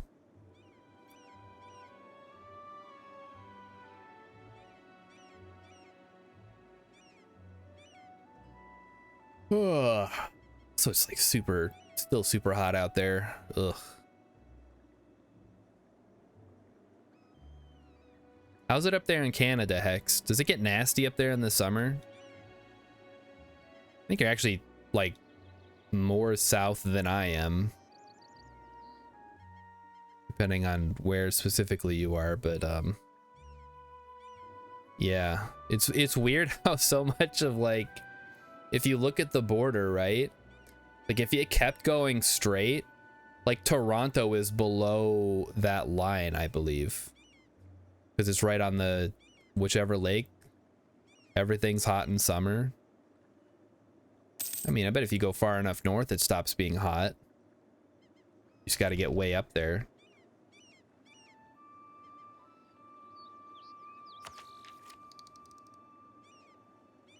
Just not cooking in your mailbox hot. I guess hot is it's a sliding scale depending on where exactly you are, right? Because hot in Texas is probably like somebody else's I'm going to die. It's a sliding scale of awfulness. All right, now we wait. The Renaissance has not happened yet. I had this problem. I started playing a game of Portugal yesterday, which I'm not going to play that one on stream because that was just, I was just going to try to get a couple of achievements. I did say I was going to do Korea here, but the Renaissance took like 5 years to spawn, which I don't think I've ever seen it. It usually spawns like pretty quick after 1450.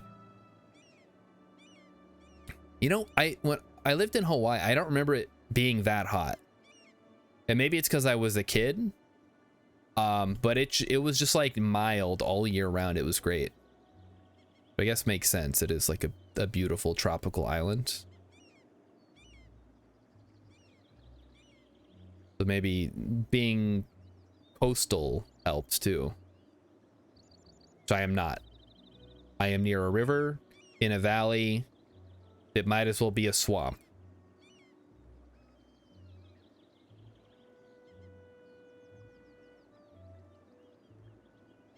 Nice thing though, we don't get like we do get snow, but since we're kind of down in the valley, the blowing problem doesn't, I mean it does happen, but it's not as bad as if you're like driving on the highway across the prairie and the snow's blowing at like 50 miles an hour and you can't see where you're going.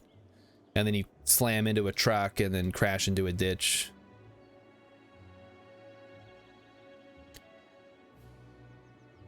Had my tray table up, my seat in the full upright position.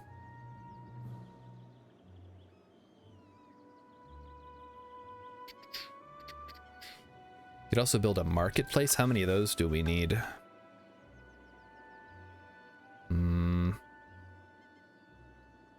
We need 6 of them. Oh my goodness. And what does that give me? +2 base production in Gyeongju. And that's it. And I guess +30 trade power until for 20 years. Okay, that's kind of cool. Rilip says it wasn't that warm here today compared to yesterday, but it's been miserably humid. And it's not really supposed to cool off tonight. Yeah, for some reason, everybody at work was like, oh man, there's going to be a storm tonight right after work. Like 5 o'clock. And I'm like, I'm looking outside. I'm like, okay, I guess if that happens, it happens. I walked home.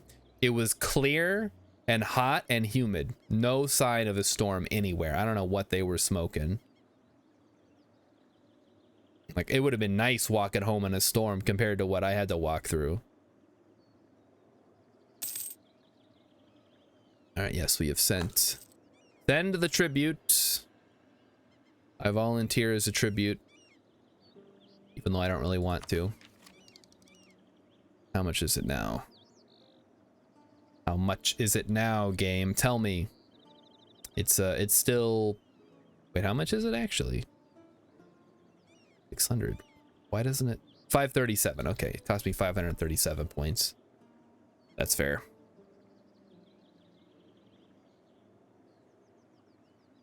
Kind of miss living in the desert, actually. Those were good times. No allergies. It was just hot sometimes, but you know, you drink water, you go outside, you sweat, you're fine. You go back inside in the air conditioning. You go in the pool. You listen to Aqua while you're swimming around in the pool, having a great time.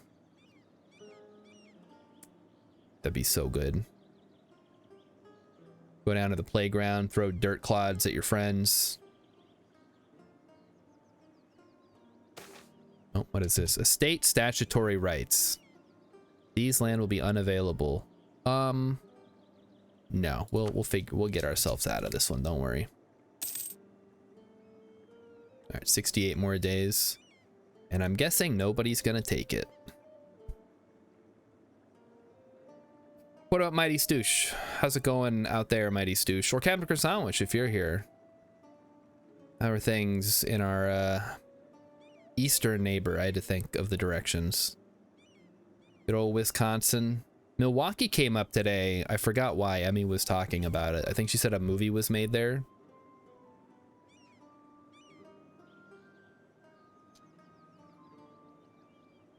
I think it was called American Movie. Filmed in Milwaukee, Wisconsin.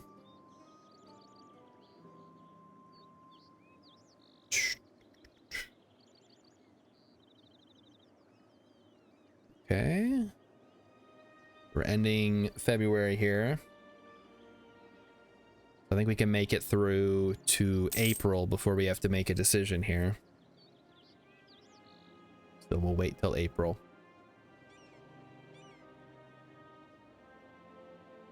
Chad, if you could live anywhere in the world and you could, I see this is always like such a loaded question because it assumes that your housing and everything is being paid for. Let's say you can do exactly what you're doing now and you live in basically the same house as you live in now and your quality of life is the same. I'm talking strictly in terms of like climate and biome. Where would you live? Like, ignore all... there are no country borders or anything. It's just strictly off of climate. Climate and I guess, like, the surrounding landscape. Like, if it's a desert and there's, like cool hiking trails and stuff. Or you can go ride a camel. I don't know what people do in the desert. Go sit in a tent and sweat until they die. How often does that happen a year? Somewhere with a good balance of not stupid cold winters and not ridiculous bugs. I don't think that place exists. But you could definitely try to find some place like that. Does England have a lot of bugs? They like, I only have access to Asia here, but yeah, it's like everything below this line is like ridiculously hot. and has bugs. And I guess somewhere between like Mongolia and central China. So basically all of Japan would maybe be a good place. I don't know, maybe like northern Japan, Hokkaido would be good. But that, I think they get a ton of snow up there is the problem. They want military power, eh? Well, I'll give it to them. I'll give them what for. Japan gets the giant bugs. It's no good. Okay, that's true. They do get some. Don't they have like those giant wasps and like cicadas and all that jazz? Just get like a ton of nonsense. Okay, I think it is time. So it's only 1451. Never mind. We got like 13 years left. We're not even halfway there, guys. This is going to be a long playthrough of this game because I'm only going to be streaming this. I'm not going to play it off stream at all. We may have to start fast forwarding. Or maybe I will have to play some off stream. I don't know. I want to finish my Portugal game off stream though.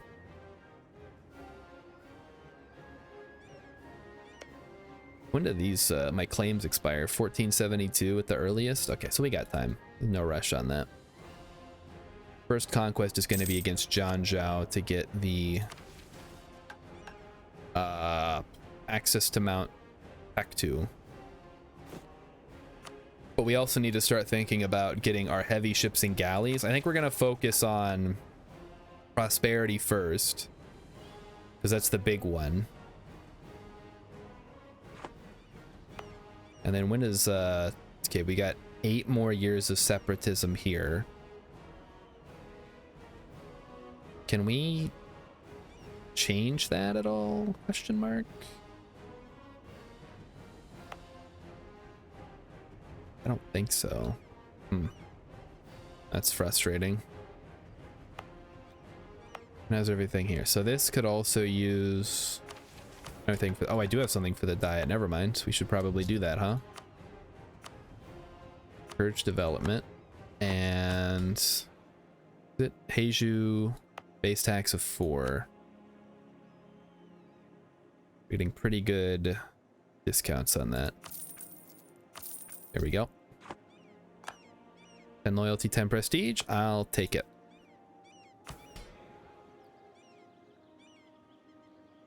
So that gets them up to, I guess, 50 now, just about. Merchants, on the other hand, are very low. That's sad. Philip says, imagine if you got Kaiju. Where's my damn 4X where I get to play Pacific Rim? Ooh, that's an interesting idea. So, okay, how would it work exactly, Rilip? Because it's not 4X, but you could play Into the Breach. That's not really, like I said, it's not a 4X. I hate to recommend Sid Meier's, fuck, what is that one called? Beyond Earth. But that has like giant aliens that you can fight. This, yeah, that's a 4X. Is your EU4 army ready for kaijus? No. Plums blossom in spring. Our rains bring great abundance. Our farmers prosper. Wow, great, thanks. In the East Korea region. That's not a region. The fuck are you talking about? Eastern Korea. Oh, it's this area here. Okay, I see.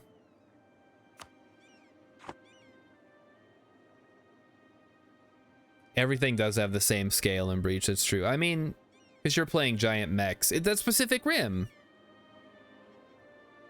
You're looking for like Attack on Titan or something, where it's like little people versus giant monsters. There's a game for that. I can't verify its goodness or anything, but it definitely exists. Do we take the royal marriage offer? How much would that give us, though? I feel like it doesn't give us enough to get up to the top. Nah, I'm not taking it. It ain't worth it. Didn't it was the guys who made FTL that did Into the Breach, right? Have they done anything else? Like, I haven't seen anything from them. Also note, there's been no Renaissance yet. So if... Oh, no, it did happen. Never mind. It happened in Napoli. I must have missed it. Okay, so we should probably trigger that at some point. Question is, how much is it gonna cost us? We could do Pyongyang, which is fine because we do need to level up Gangi anyways. So let's go ahead and do encourage development. Or wait, how much longer? If we wait 38 months, I guess there's no rush really here, even though we would get national ideas, but we're like already 2 years ahead of time anyway. All right, so Rilip says, imagine a 4X with all your usual suspects, but then you get one endgame weapon, and instead of a nuke, it's a kaiju. Okay.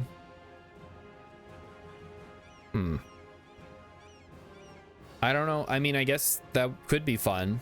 I don't know how you would scale it though. Like, would I just have Godzilla like walking around and he just like stomps on provinces? That could be kind of fun. Like, I get Godzilla because I'm Japan, and then somebody else gets King Kong. You just want a total war game with a Godzilla unit. I feel like that would be Warhammer, would be the closest thing to that. It's not quite Godzilla, but you do get some pretty monstrous units. So maybe that's what you're looking for. All right, so let's see. This, oh, Pyongyang is grassland, so we probably want to do it. This is 34. It's 33 here, so I think this is where we want to bring it in. Centralized state. Spend 50 government progress and 50 to centralize in the most developed province, giving the following bonus to the state: local state governing costs, state maintenance, and local prosperity growth. That's not... When the fuck do you even use that? I don't understand this centralized state button. If somebody is an EU4 wizard, please let me know what situation I would ever use that in. Thank you in advance.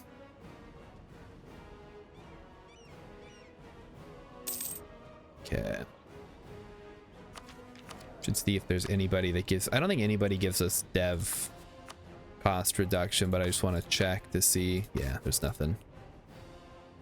I guess we could look at some of the other estate stuff. Is there anybody that gives me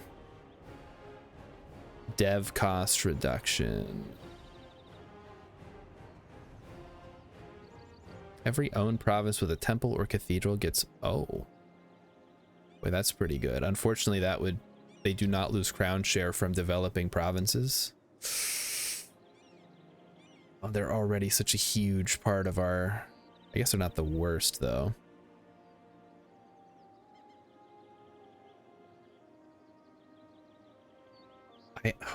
Yeah, this is tough. I think we do want to take this, because this gives us a 5% discount on local development cost, which adds up over time.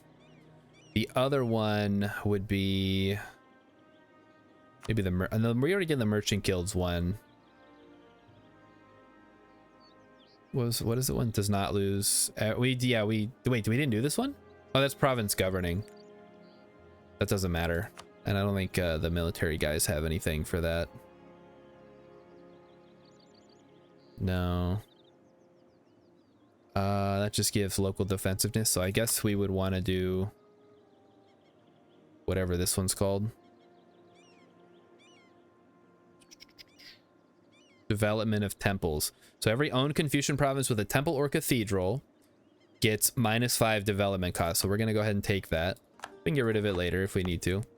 So that would mean, since this has a temple, this now gets... Now it's 31. Wow. That is cheap. Really? Have you played Total War Warhammer? This is a pretty good one. The second one, I think, is probably the best. I think 1 is a little too limited, and 3 is a little...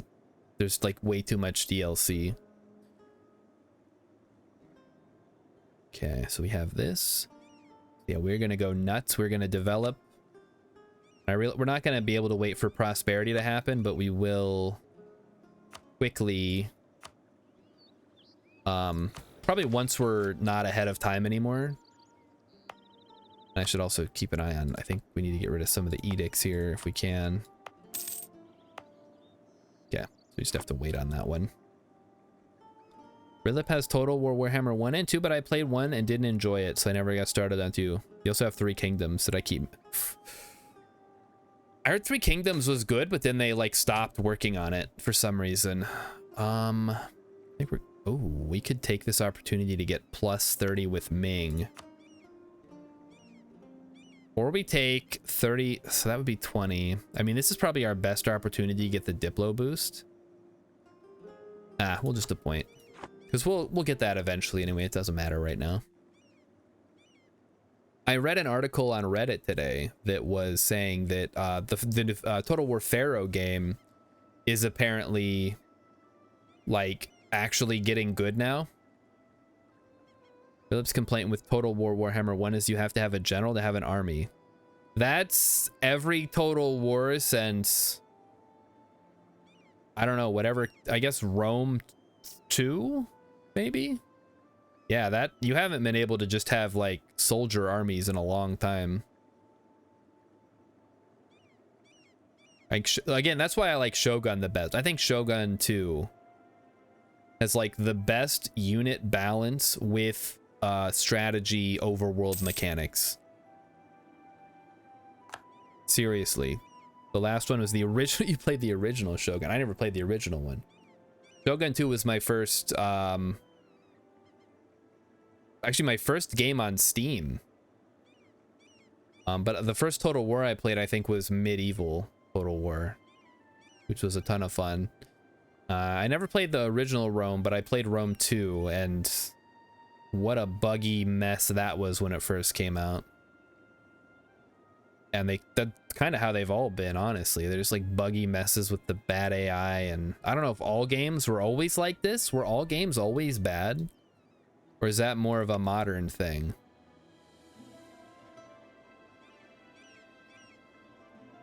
Such a weird time we live in, I guess.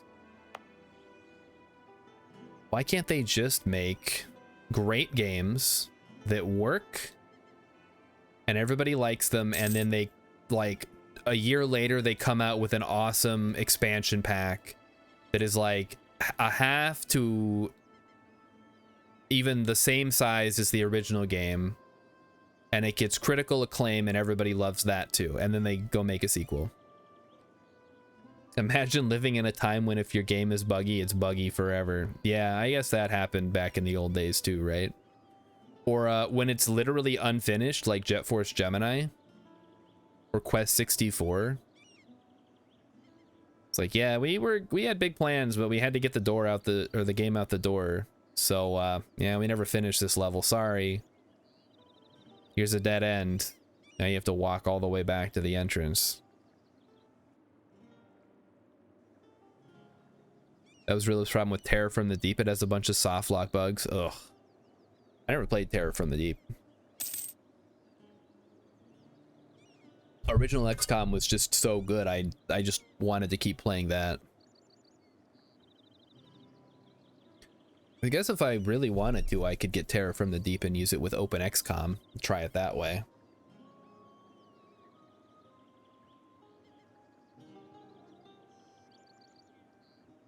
And yes, Hex says at the other end you get Fallout New Vegas, which was a throwaway game rushed in a year. And it's one of the most beloved PC games of all time. Despite being a bug-ridden mess. And like, what if, hear me out guys, and I realize they've already done this.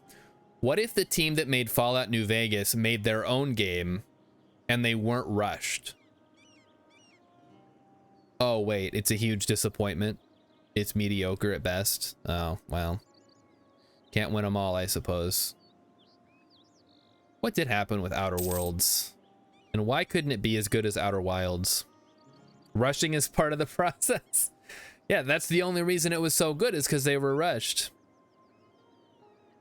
Phillips likes the early game of Terror from the Deep, but it was just mildly reskinned XCOM. Yeah, that's true. There's a little bit of a difference. You don't get to use all your cool weapons that you got from the first game because it's all underwater, so you got to get like other kinds of stuff. You know, Rilip, you're totally right. Constraints do make, and not just games, but like everything. Because look at George Lucas, right? He made Star Wars under like some of the worst conditions ever. And then in the 90s, they're like, we're going to give you $1 Brazilian, do whatever you want. And we get Jar Jar Binks out of the deal. Come on, man. How embarrassing. Like, it's like poetry, it rhymes. And dialogue about sand. I mean, honestly, the sand thing doesn't matter. That doesn't bother me as much. Okay, tea imports. Prominent economists have been questioning the rapid increase in tea imports. If we discard tea, civilization will swiftly follow, or we should dump their tea into the ocean. Oh, advisor cost would be good. That's tough. I mean, mercantilism is whatever. I think we take the advisor cost. That'll let us build up more money. Somehow Palpatine returned. That, okay, we can't blame George Lucas for that, all right? Here's the thing, and do not mistake me for a prequel apologist, all right? But at least there was some like creative energy behind the prequels that wasn't, we're gonna make $1 billion. George Lucas legitimately wanted to make something. It wasn't great, but it was an artistic endeavor on his part. And we can't fault him for that. I mean, I guess we kind of can. Yeah, they didn't pay the writers, really. You have to understand. They told J.J. Abrams to figure something out. And boy, did he.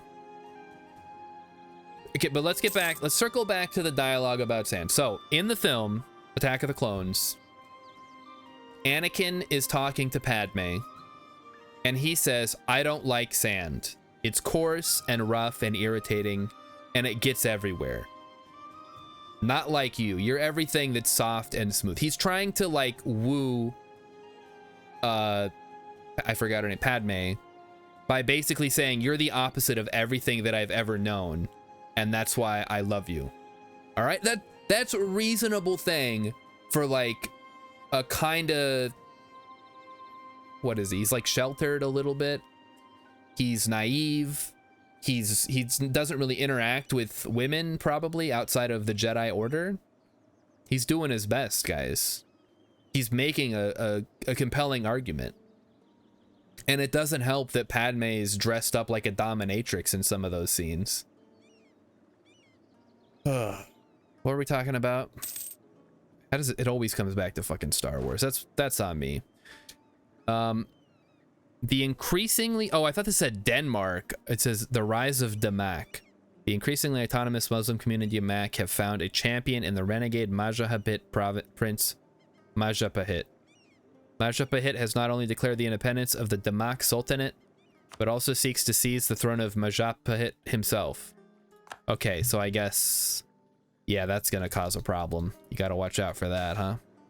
Profiteering in Jinju.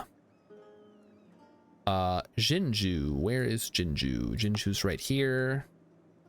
So we can either take increased trade power or increased goods produced.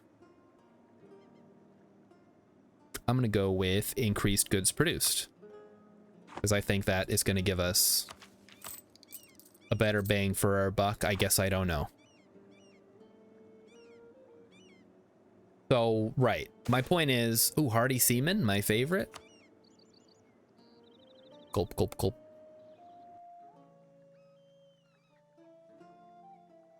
How did we get on Star Wars? Oh, constraints, right. Okay. So yes, constraints can make art better. And we have to, I guess the problem is too much constraint and your creativity is stifled. No constraints and you like it runs wild and you end up with like mush. You have to find this perfect balance, and that's why having a good editor or a good producer or whatever role is responsible for reining in the creative people is so important. Maybe that's a job I could do, because I'm not like super creative myself. I'm also like kind of analytically minded. I bet I could strike a good balance between, hey, you know, we need to do this. You guys cannot do this. That's too expensive and also would not play well with the audience. They should put me in charge of the Star Wars universe, because I hate Star Wars. I'd be the perfect candidate to be in charge of it. Isn't that half of my job? No, I'm an accountant. I don't do shit. I work with Excel spreadsheets all day and make sure that the numbers match what's in the system. That's all that I do. And then I get yelled at because I didn't do a thing that I didn't know I had to do. As usual. It's always something. And how much longer is separatism? 7 more years. All right, no rush. No rush on that, guys. We're just gonna wait it out. Oh, we can build another temple. Nice. Let's get in there. 13 is the best we're gonna get, huh? All right, I'll take it.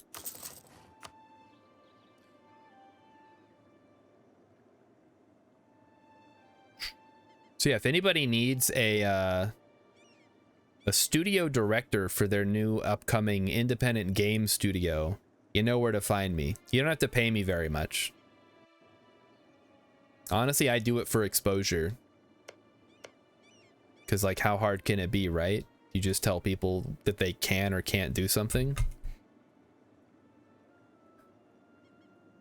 Yeah, I want to be a producer. That's what I'm saying. I don't want to be a director, because a director, I guess depending on what you're directing, is typically more of an artistic role. I'm more of a like money guy. Like, here's what our focus should be on. Like, we're not doing the scene with the clowns, all right? We're cutting out the clown scene. We're gonna do the scene with the boobs, because that's what the people want. The people want to see boobs. So get the clowns out of here. Get the boobs in here. Let's shoot this shit. And then I let the director shoot the scene. And I let the writer write the scene. And I let the rest of the crew do what they gotta do. I'm the one who decided. No, I wouldn't cut. No, I think that was a mistake. Although, honestly, they should just do an entire Tom Bombadil trilogy, really. They already turned The Hobbit into a trilogy. I'm sure we can turn one chapter of the book into a trilogy, too.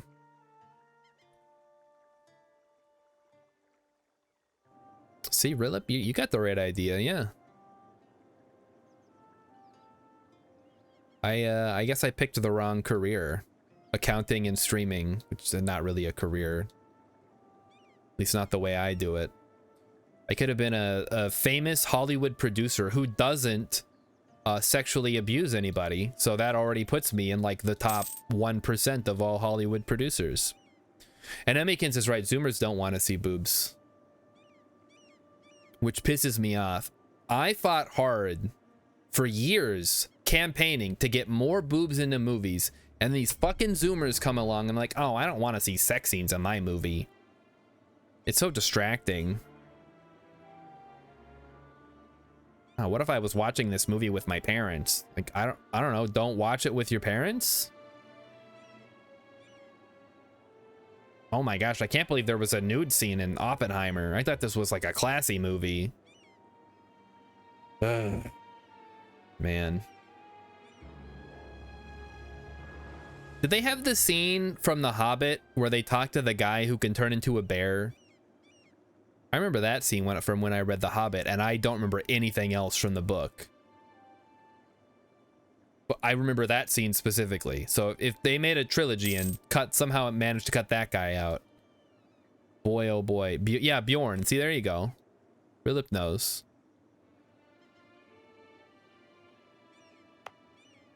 Also, how many YouTube videos do we need about who is Tom Bombadil? I feel like one would suffice. Just one correct one. It's like Tom Bombadil is a ethereal being created. Oh, the riches of China. The Emperor of China. No. We're not ready to attack yet. I don't need claims yet. We're gonna keep this train rolling. I don't wanna fuck this up. Yeah, the Silmarillion. It was unclear if he was a man who could turn into a bear or if he was like a Maiar who could look like a man or a bear or something else. That's true, because there isn't really magic. I mean, there is magic, but it doesn't typically manifest in that way, right? Like, it's more about, like, obviously the Maiar have their abilities because they are supernatural beings.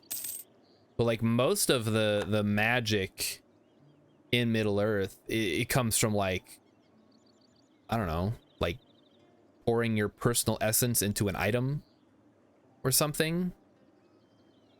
We're gonna make a 17-part miniseries exploring that one unanswered question. Didn't they already made the Rings of Power, right?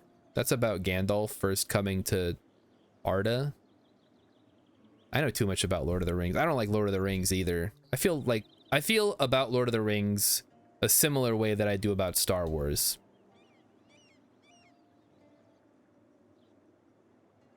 Not as like harshly, because I think Lord of the Rings hasn't been pillaged in the way that Star Wars has. But definitely in a way that I think the people who like Lord of the Rings are incredibly insufferable. And you know what? They probably don't like me either, because I like video games. And they're like, oh, you're a gamer? Oh, yeah, that's real cool. Yeah, nothing cooler than a gamer.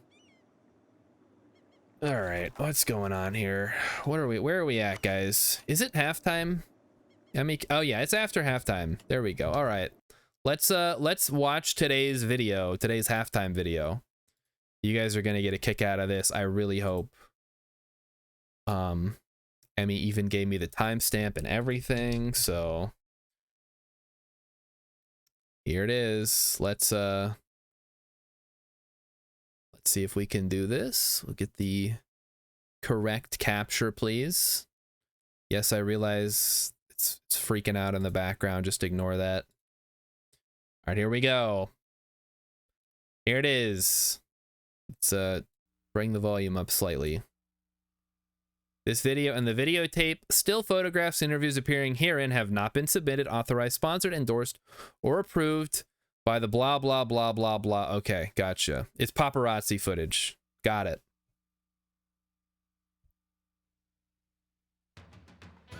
Leonardo DiCaprio. Oh, yeah. He's young, sexy, and super rich.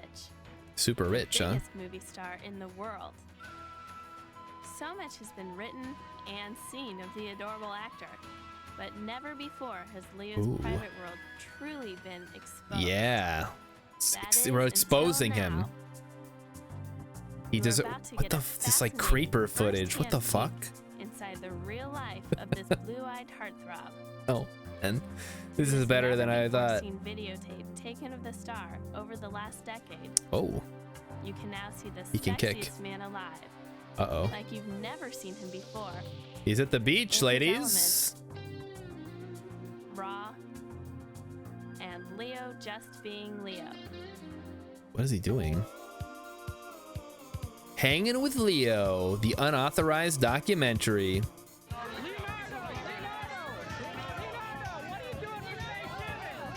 He's only 24, and already he's the biggest star in the universe. So he's about to get broken up with by himself. There's a lot of people. Leonardo DiCaprio now commands millions per picture, and graces magazine covers Okay, so this is around from the world. '98. So this is post Titanic. About this video, can we not?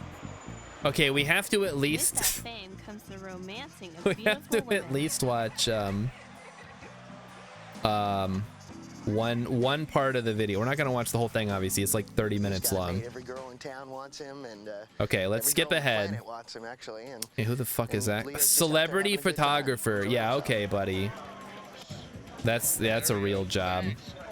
All right, let's skip ahead a bit. Spirited and maybe having a pet lizard. People think you're crazy. He has a pet weird, lizard? and kids teased him. He was actually such a misfit child. Oh, that here it some comes. People called him Leonardo Retardo. Of course, now that he's older and he's so successful, that's just perceived as eccentric and artistic. But he's also known as a cunt. Classic. He's constantly doing imitations of people to crack them up. He's This skateboarding. video took 10 years to make. It's the Boyhood of Creeper footage. You heard it here first, folks. You heard what they used to call him. I don't think that's true. I don't think anybody ever called Leonardo DiCaprio that. And hey, Tasumaga. You've come at a most opportune time, or maybe inopportune, depending on how you feel about Leonardo DiCaprio. Anyway, we're gonna get back to the game here. We're playing as Korea. There you go. Hanging with Leo, the unauthorized Leonardo DiCaprio documentary. Check it out. Some hilarious and unfortunate footage of this guy just trying to live his life. And I switched over. Good. What were we doing? I forgot. Oh, we were waiting for a variety of things to finish cooking. Right. Oh, I guess now we can go ahead and spawn the Renaissance. Or we can wait possibly 2 years. I guess there's no rush, right? Well, no, the sooner we can get it spawned, the better. Let's go ahead and encourage development. And then start spawning it in. So we will start with our highest one, which is military power. And let's make sure. So if we do this, we will get how much?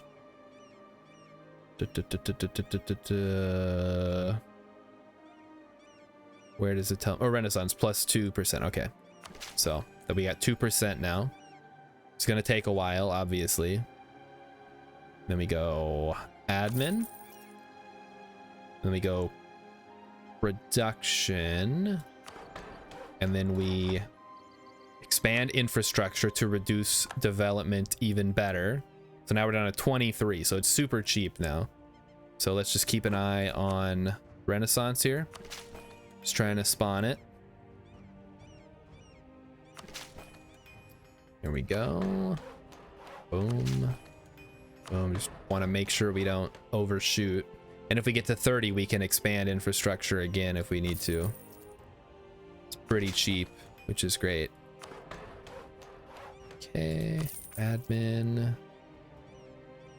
Military. Diplomatic. Admin. Military. Diplomatic. Admin. Military. Oh, there we go. We gotta...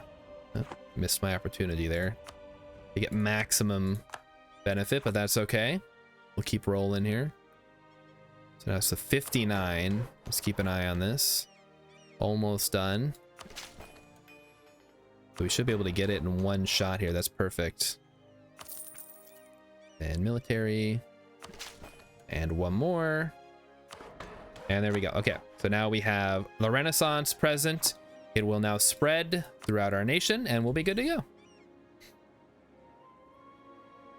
It'll take a while and it'll cost money to embrace, but at least we'll be the first to have it. Because I don't think it'll spread because we're not friendly with any of the Japanese miners. So it'll spread to our nation first. And as you can see, like, all the northern tribes don't even have feudalism yet, which is awesome. So we're going to be ahead of them in tech by quite a bit. All right, now that we've done that, any questions? Tasumaga, I gotta get you into EU4 more. I know you know Stellaris, but I'm looking to play a little bit of multiplayer EU4 at some point, and that would be super fun to have more people involved.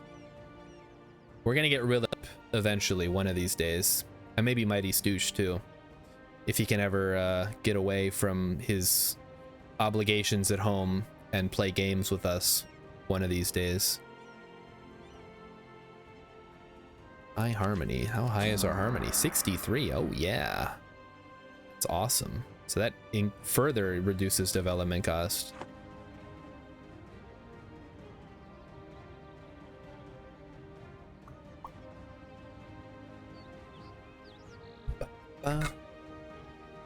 Also, for anybody who was here or was not here at the beginning of the stream, tomorrow is the first day of August, which also means it is the first day of the 90 days of Halloween celebration.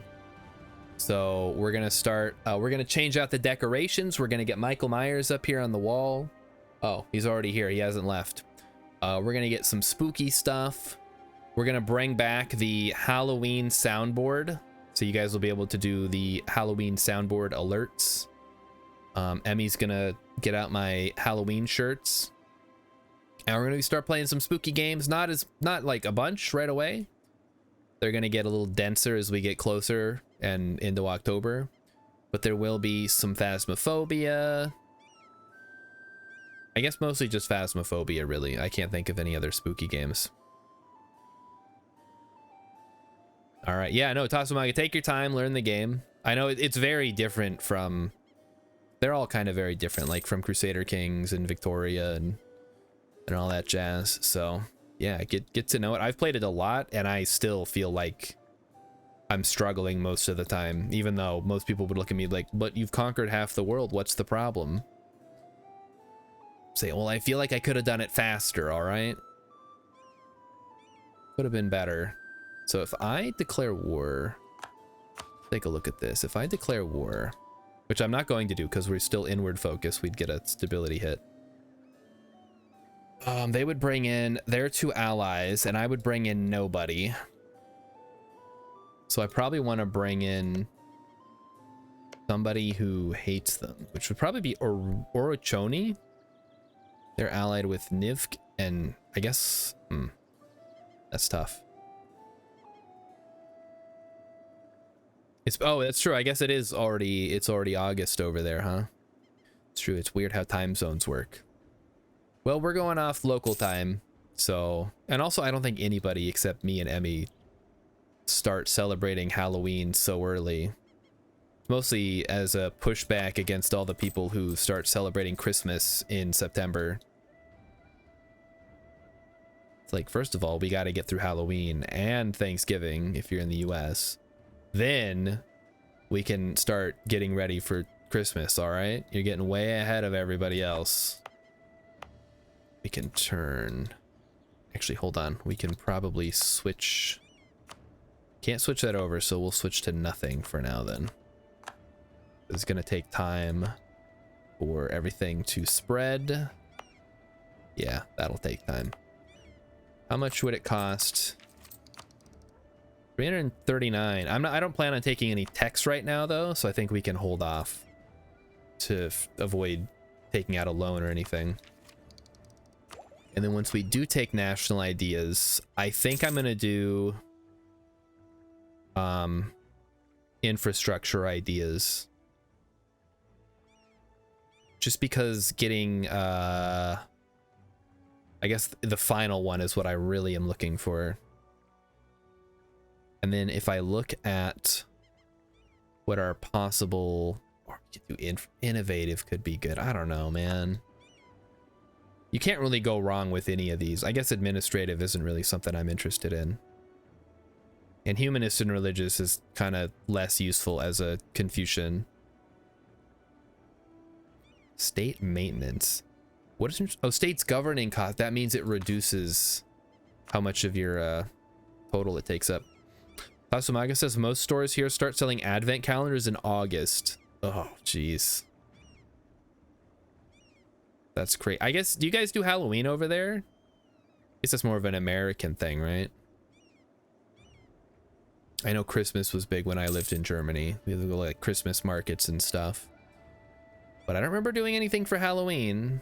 I think like we might have had it in our little American enclave area, but make a Halloween. Well, Emmy has a thing. Emmy, do you want to bring down the counter so I can show everybody? The one that goes up to 99 days.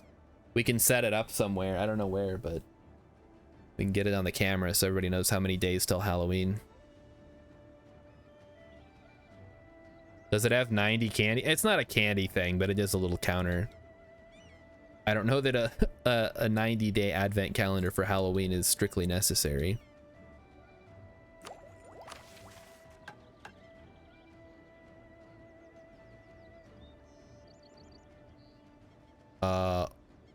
Any country, I can either, I guess I can insult them. Maybe we can do that later. It's not strictly unnecessary. Probably do have enough candy floating around the house for some reason. I don't know why Emmy buys all this candy. She knows I'm fat already. I don't need more candy. And don't say it's for her, because I never see her eating the candy. It's always me. I'll be like, ooh, gummy worms, yum. What's this? Chocolates, yum.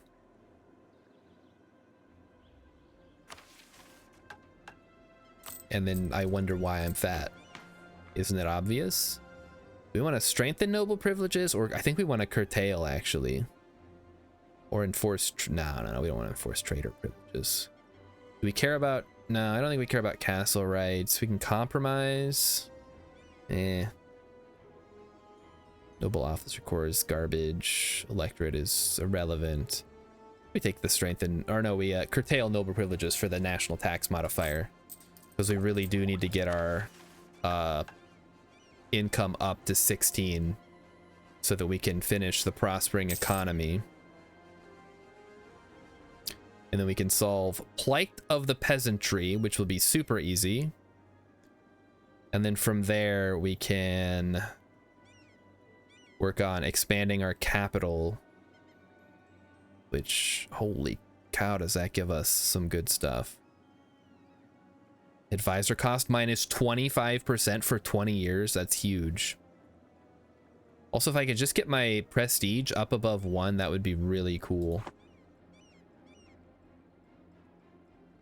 All right. Tasumaga says there are Halloween parties because the cool kids want to make like us teens, but it's not really a big thing here. Oh, okay. That's what I figured. There's not like trick-or-treating or anything.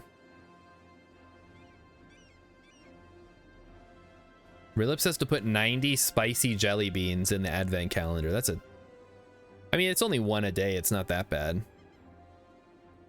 Unless it's 90 Carolina Reapers or something. But I think I've eaten enough of the Carolina Reapers. At this point, I should only get srirachas. Or jalapenos. I can handle that.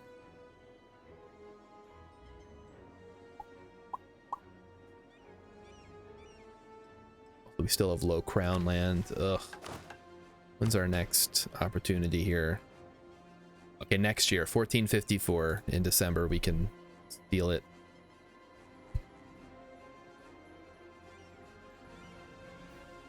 And Hex, I can assure you, they are not guest candies because we don't have any guests. People don't come over here. Our house isn't big enough to handle more than 2 people at a time. All right, Emmy has brought the countdown calendar. So here it is. Right there. See if we can get that on the camera. I think it is. So we can maybe find a spot to set that up. I don't know. It does have a little hanger in the back. I could hang it up on the wall maybe behind me. Like up here somewhere. I don't know. Can you guys see that? No, can't see that. There's like no room. I don't know. Well, we can figure something out. Thanks, honey. We'll think about that. Tasumaga says, depending on the federal state, however, a Halloween party has to end at midnight because the 1st of November is All Saints Day, and some federal states is a public holiday, such as Good Friday. So no parties allowed on public holidays in Germany for some reason. Oh man, what a weird country. No parties. It's like the town from Footloose. Just the weirdest. Wait, we can't. Oh, that cost money. That's why. Yeah, that's fine. Oh, now we're waiting. The quiet holiday.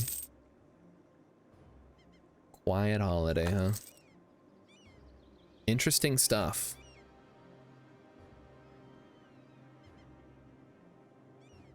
Most unusual. Shouldn't trust the I mean, public, quiet, whatever. We don't have those here. I mean, like the idea of having a holiday where you can't like be loud is, or like have a party or like drive around in your pickup truck honking at people. That's just like unheard of here.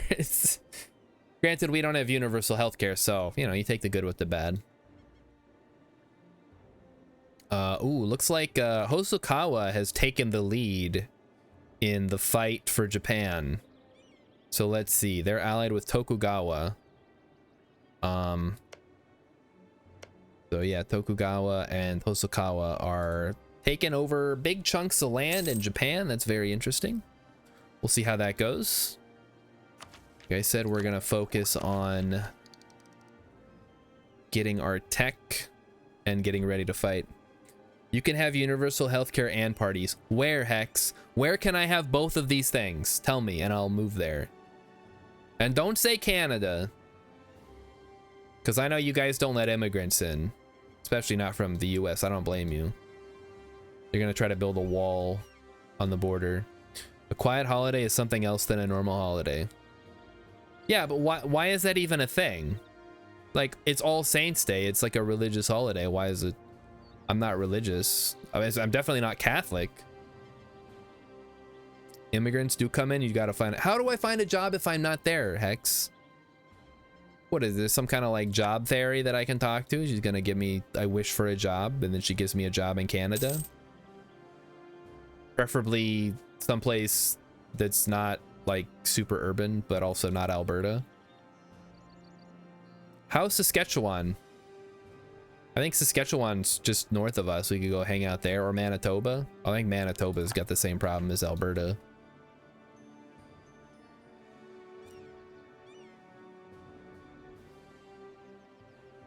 I'll do remote work. Does that count? Saskatchewan's rather... Oh, damn it. These damn flyover provinces. That's the problem. Loud music, dancing, and so on are prohibited on a quiet hall. It is like the town from Footloose. Oh, man.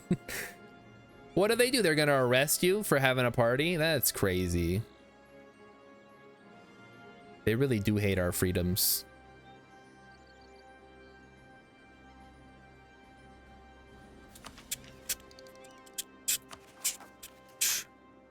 What are you supposed to do? Go to church, I guess. Just don't be too loud. All right, what's our... How are we doing on the expansion here? 341.68. It's still a little too expensive for my blood. Can we switch this to advancement? There we go. That'll speed things up a little bit. We also got to make sure that we don't let any of these guys get a positive opinion of us, or they'll start stealing it. You are free from work on all public holidays. What if you work at like a hospital? That's always my thing when people are like, election day should be a federal holiday. And I'm like, yeah, unless you work at like a gas station or any other place that's open on federal holidays, like that doesn't help them. They're already legally supposed to give you time off work to vote. So, you know, if they're not doing that, I don't see how giving them a holiday is going to help. Oh, damn. 191%. That's huge. That's a lot of spread, guys. Not quite enough to make it super fast, but fast enough, I suppose. Quiet holidays are also very controversial. Okay, good. They should be. That's bullshit. Like, who's responsible for coming up with that idea? I want to know. I want names. That sounds like something, I don't know, like Ronald Reagan would come up with. We are a nation of... I don't know. That's not how Ronald Reagan talks, but I'm going to talk for Ronald Reagan. We're a nation of Christian values. We believe that all holidays should be holy days.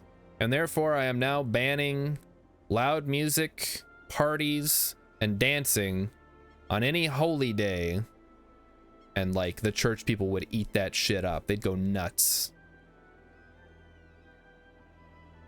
There are exceptions who have to work on public holidays. You get 75 to 2. It's kind of like that here too. Some places, if you work, you get like holiday pay.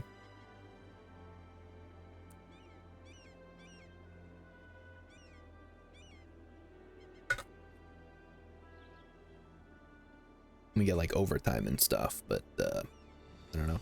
How's our prosperity going? Oh, very nice, very nice. Let's keep that prosperity train rolling here.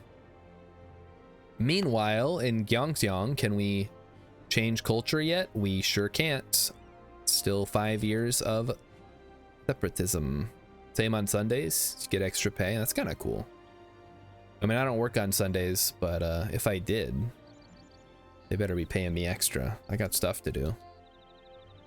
Those games aren't going to play themselves, guys. Let's see here. So we're almost... Well, not quite. We still got a ways to go before we hit prospering economy. Fortune has embraced feudalism. Oh, that sucks for us, but that's okay. Oh, what's going on here? Somebody's at war. Solon's... Oh, okay. They're getting nommed on, it looks like. Like Mongolia invaded, and at the same time, Zibei and Nanai also attacked. Ooh, heavy ship cost -10. Oh. Now would be the perfect time to build heavy ships if we could afford it. Also, Hex said blame Reagan, and I'll be right more often than not. I think that's... You can blame Nixon or you can blame Reagan. Either way, you can blame one of them and you'll probably be right. I blame Dwight D. Eisenhower, except I don't. Logically, your employer won't let you work on Sunday unless they absolutely have to. Of course, they don't want to pay more. That's good. I think they should just pay you more in general, but that's me being me and wanting to get paid more. I don't know how effective that would be. Maybe I could... No, Mongolia doesn't like me. Oirat also doesn't like me. And it's gonna be a bit of a tough nut to crack, I think. Because we're gonna have to attack Zhanzhou. I mean, maybe they'll be in another war at the same time. That could be cool. Again, we can't do anything for 10 more years, so this is just like theoretical, right? We could do... If we protect against Japanese piracy, we could theoretically launch an attack on mainland Japan and its islands therein. Ming decided to accept knowledge sharing from Saragyar. What do you mean? What do you mean by that? Who's Saragyar? Sharing knowledge. Okay, sharing knowledge with Saragyar. Gotcha. Okay. Gonna say, if they're... How come it's been years already and you haven't conquered anyone yet? Well, you know, it's one of those kind of things. Tasumaga says minimum wage in Germany is 12.41 euros per hour. It's pretty good. That's better than here. Although different places, it varies by state. I think the federal minimum wage is still like seven and a quarter, which is insane in 2024 when like you can't even buy a Big Mac for $7. But the alternative is in some places the minimum wage is much higher, which is good.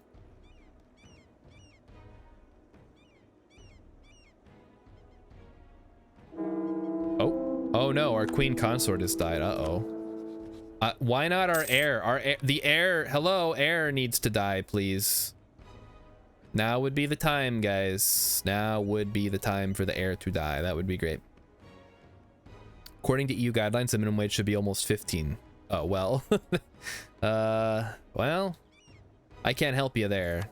That's probably correct. Spare no expense. Absolutely spare no expense. Spare no expense. What else we got here? We do have a large city. That's good. Own 5 provinces. That's not happening. I could humiliate somebody. That's maybe an option. Feudal society is not going to happen. But we can embrace the Renaissance for sure. That's going to happen. We could also, if we take exploration, we can discover America. But then we have to take exploration, which throws my whole plan into disarray because now I have to do colonial Korea. And that is not what I wanted to do. So we're not going to do that. Even if it seems like a good idea. It just... I don't want to.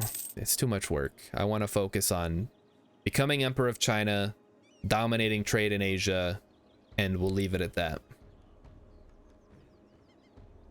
Too many other variables I don't want to deal with traveling out to wherever to try to deal with it. All right, we're just gonna play. We're gonna play in our little sandbox.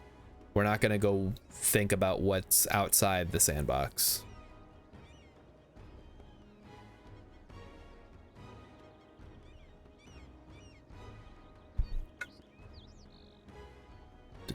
Can I build another thing yet? The answer is no. It costs 85 to build.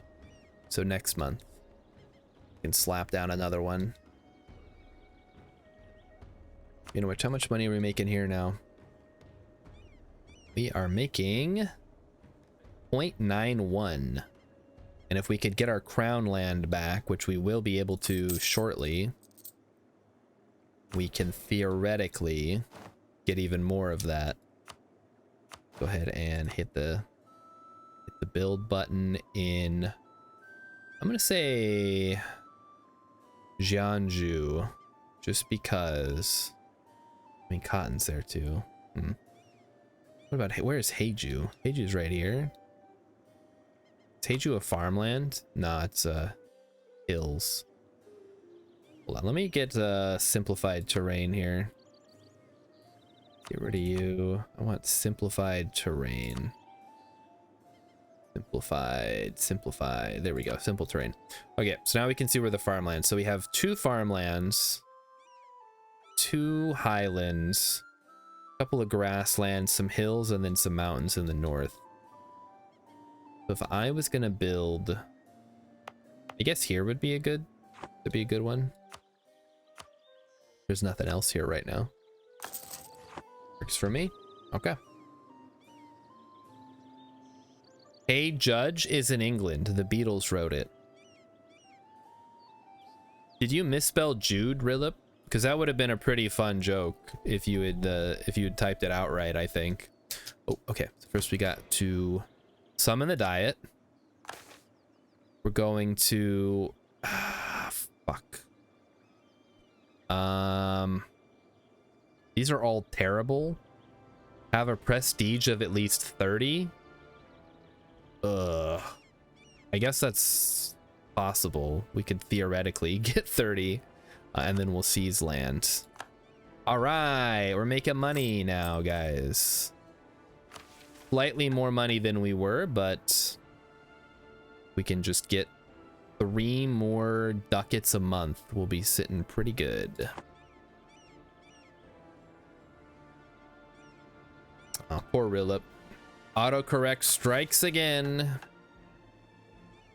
Had the best joke of the night and fumbled the bag. He's like, what's that guy's name? Who was the guy that played the guy in the Marvel movies?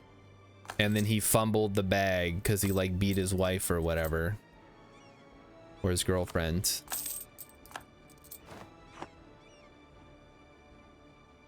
That was just your finger / brain fumbling? Okay, so it wasn't quite that. Jonathan Majors, thank you. It was Jonathan Majors. He fumbled the bag. He had the most lucrative gig ever. He gets to play the villain in the new Marvel movies. And he fumbles it so hard that Marvel has to pull him out of the game and put Robert Downey Jr. back in. How embarrassing. Now he's going to play Doctor Doom. One of my least favorite characters in Marvel. Mostly because of his association with the Fantastic Four, but also because of the sheer nonsense he is apparently capable of, according to the Marvel Wiki.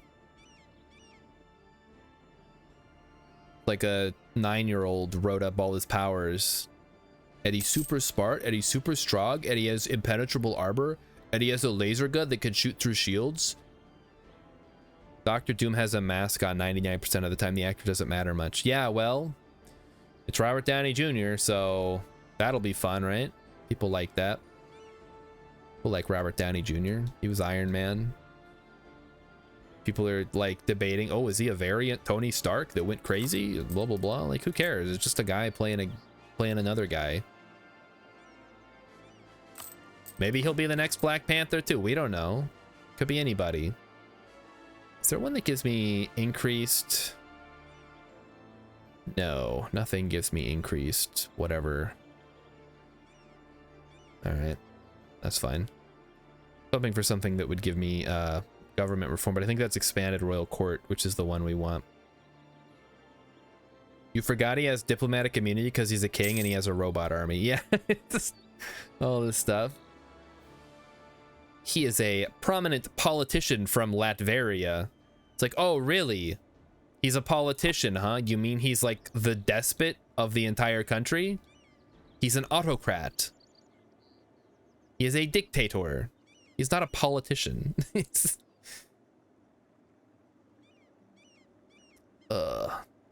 Believe it or not, straight to jail. Still has separatism, huh?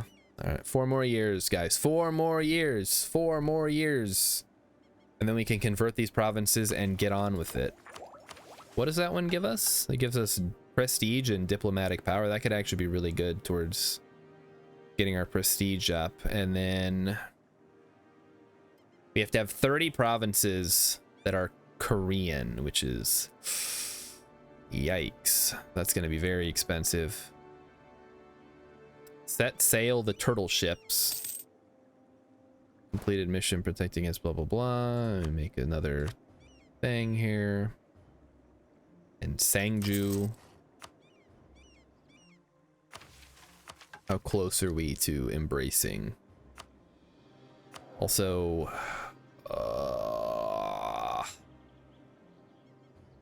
I need prestige so badly. I need to get rid of this guy.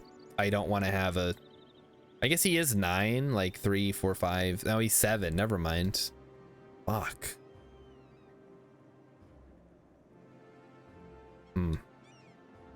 I don't know, man. I want to throw him out so bad.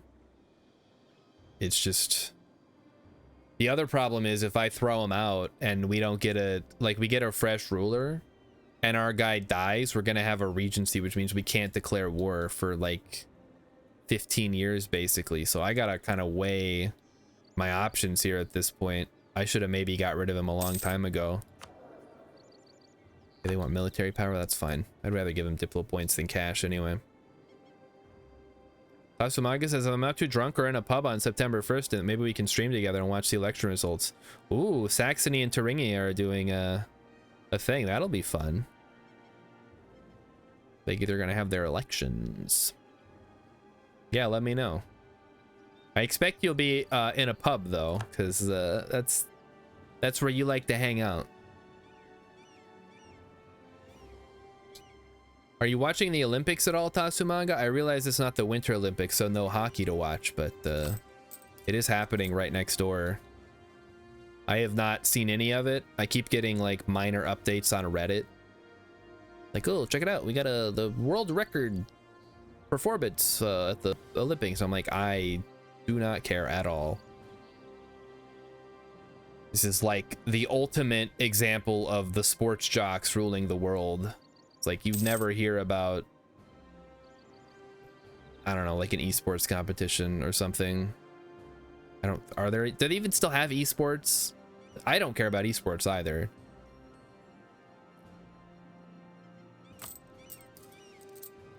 So I guess that's a terrible example. That's our professionalism doing. Can you die in a fucking accident, dude? Oh, the one time I got my guy drilling and ready to keel over and he refuses. Saxony and Thuringia are former GDR, which is what, East Germany? And have a big neo-Nazi problem today. Oh. They ditched Mario and Sonic for their esport in favor of NFTs. Wrong kind of esport, Hex. But yes, I did hear about that. They decided Olympic NFTs. They're like 3 years too late for the NFT boom, but I'm sure somebody out there, some dumb bag holder, is gonna pick those up. Like, these are gonna be worth money someday. It's just Beanie Babies. It's Beanie Babies for tech bros, man. At least Beanie Babies you can, like, you know, put on a shelf or something and look at.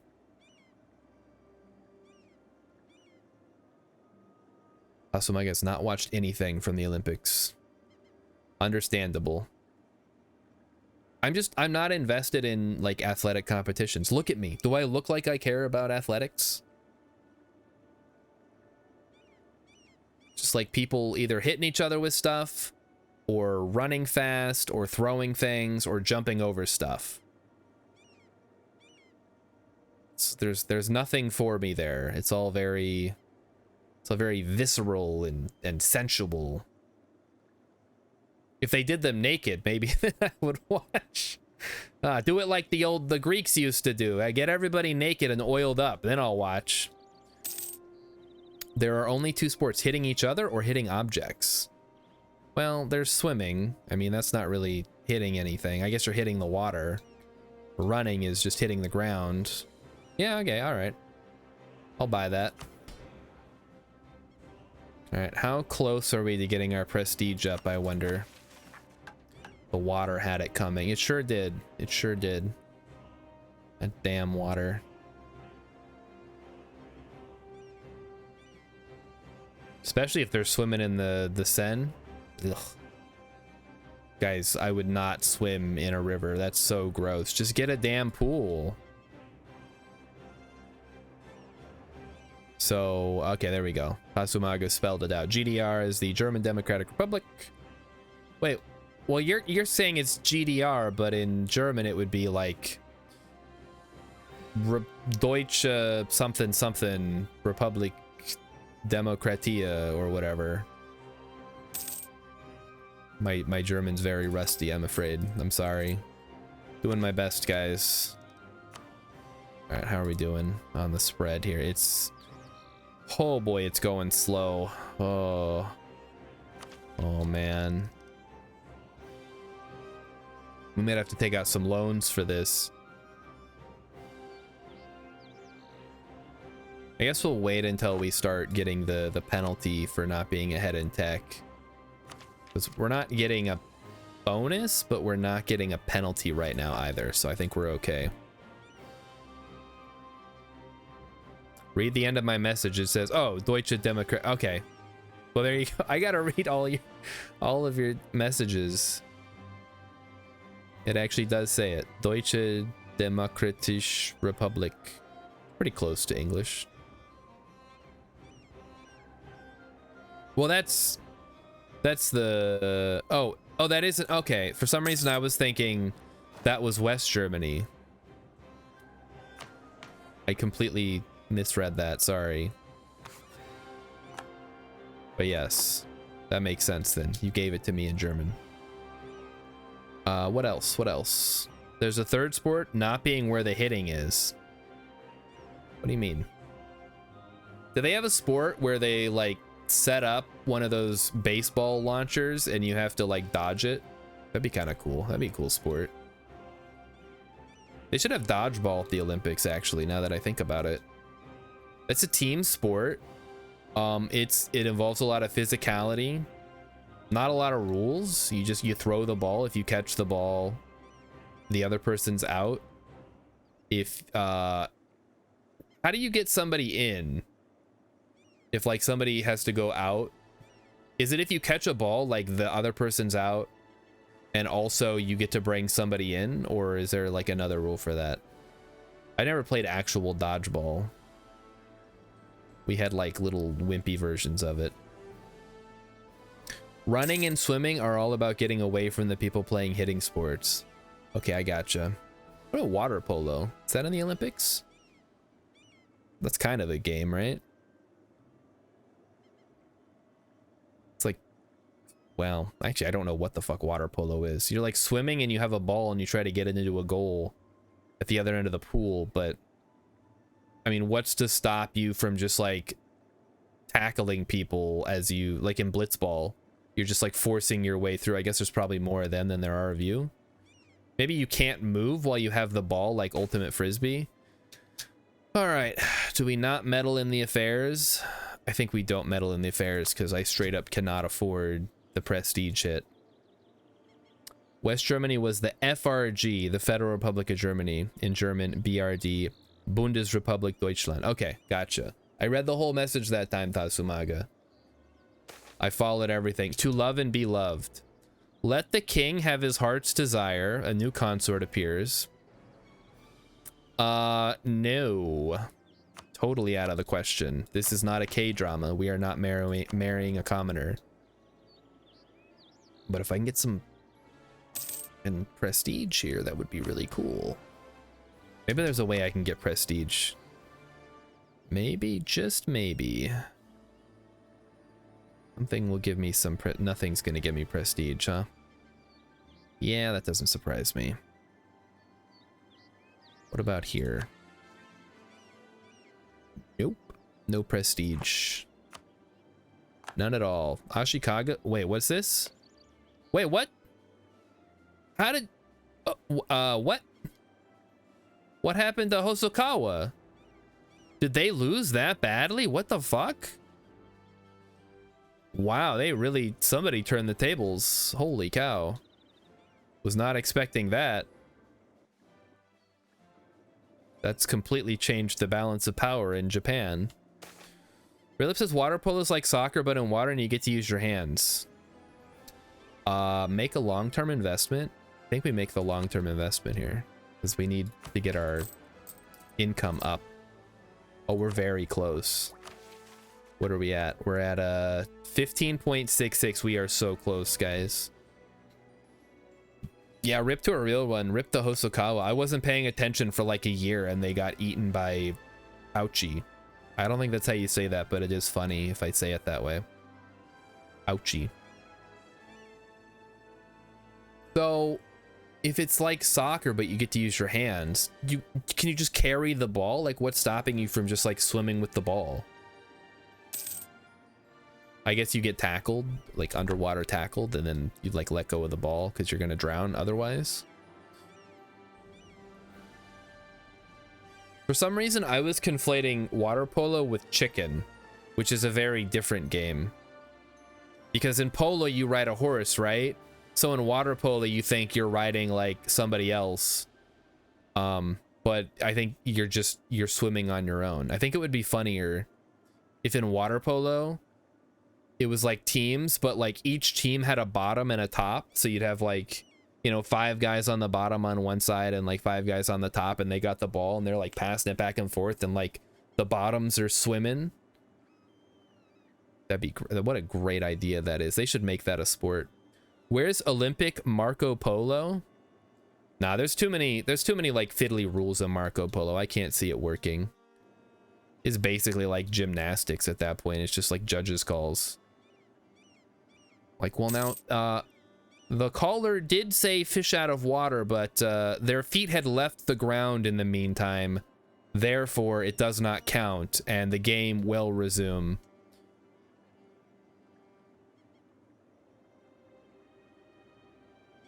What's the time limit on calling back after Marco? Is there a sanctioned amount of time you have to wait, or that you can wait before you get penalized? Water polo like regular polo, but the horses have to swim. Okay, well, I don't want to put horses in the pool because that just sounds like a recipe for disaster.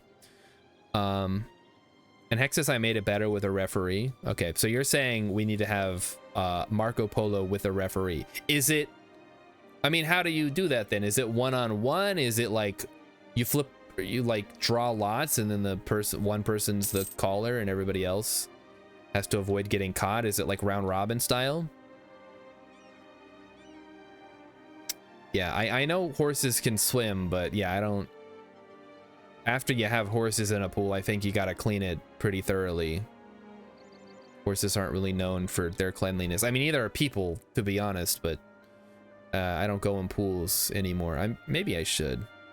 I like swimming. I'm pretty good at it because I float, which is nice. It's nice to have an exercise that I can do that requires no effort on my part. I can just lay there, be like, I'm swimming, look.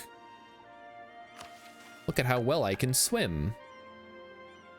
All right, how about more taxation without representation, huh? We get 0.13 a month. That'd be pretty good.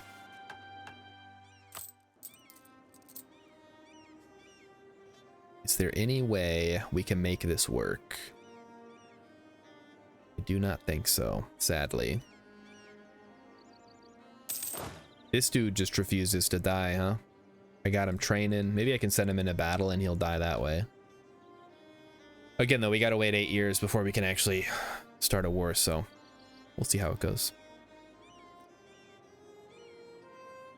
All right, let's come up with some other Olympic sports, or like things that should be Olympic sports. Foursquare? Foursquare would be a nuts Olympic event. Oh, man. I feel like Foursquare is more... It's a playground game, right? It would be ripe for like a WWE style Foursquare league where people have like finisher moves that they use on people. You can kind of bend the rules a bit. So you got the classic cherry bomb, but then you could have some other kind of cool stuff. Full contact Foursquare. Well, how do you have full contact? Because you're not supposed to leave your square. Finisher moves just sounds like a Final Fantasy minigame. It is. Or Mortal Kombat. I mean, I'm mostly thinking of wrestling here, where you got like your finisher move, like, oh, he's I can't think of one. Fuck. The Stone Cold Stunner, maybe.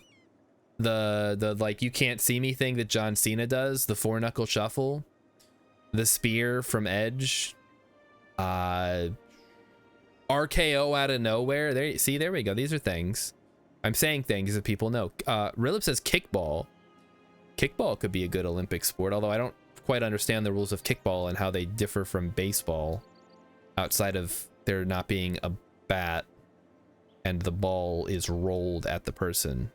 Like, how do you get out in kickball? Like, you just miss the ball entirely? How embarrassing. They should add sumo to the Olympics. Ooh, that could be fun. Yeah, because they already have like judo, right? And fencing, so it's not like out of the question. Sumo would be awesome.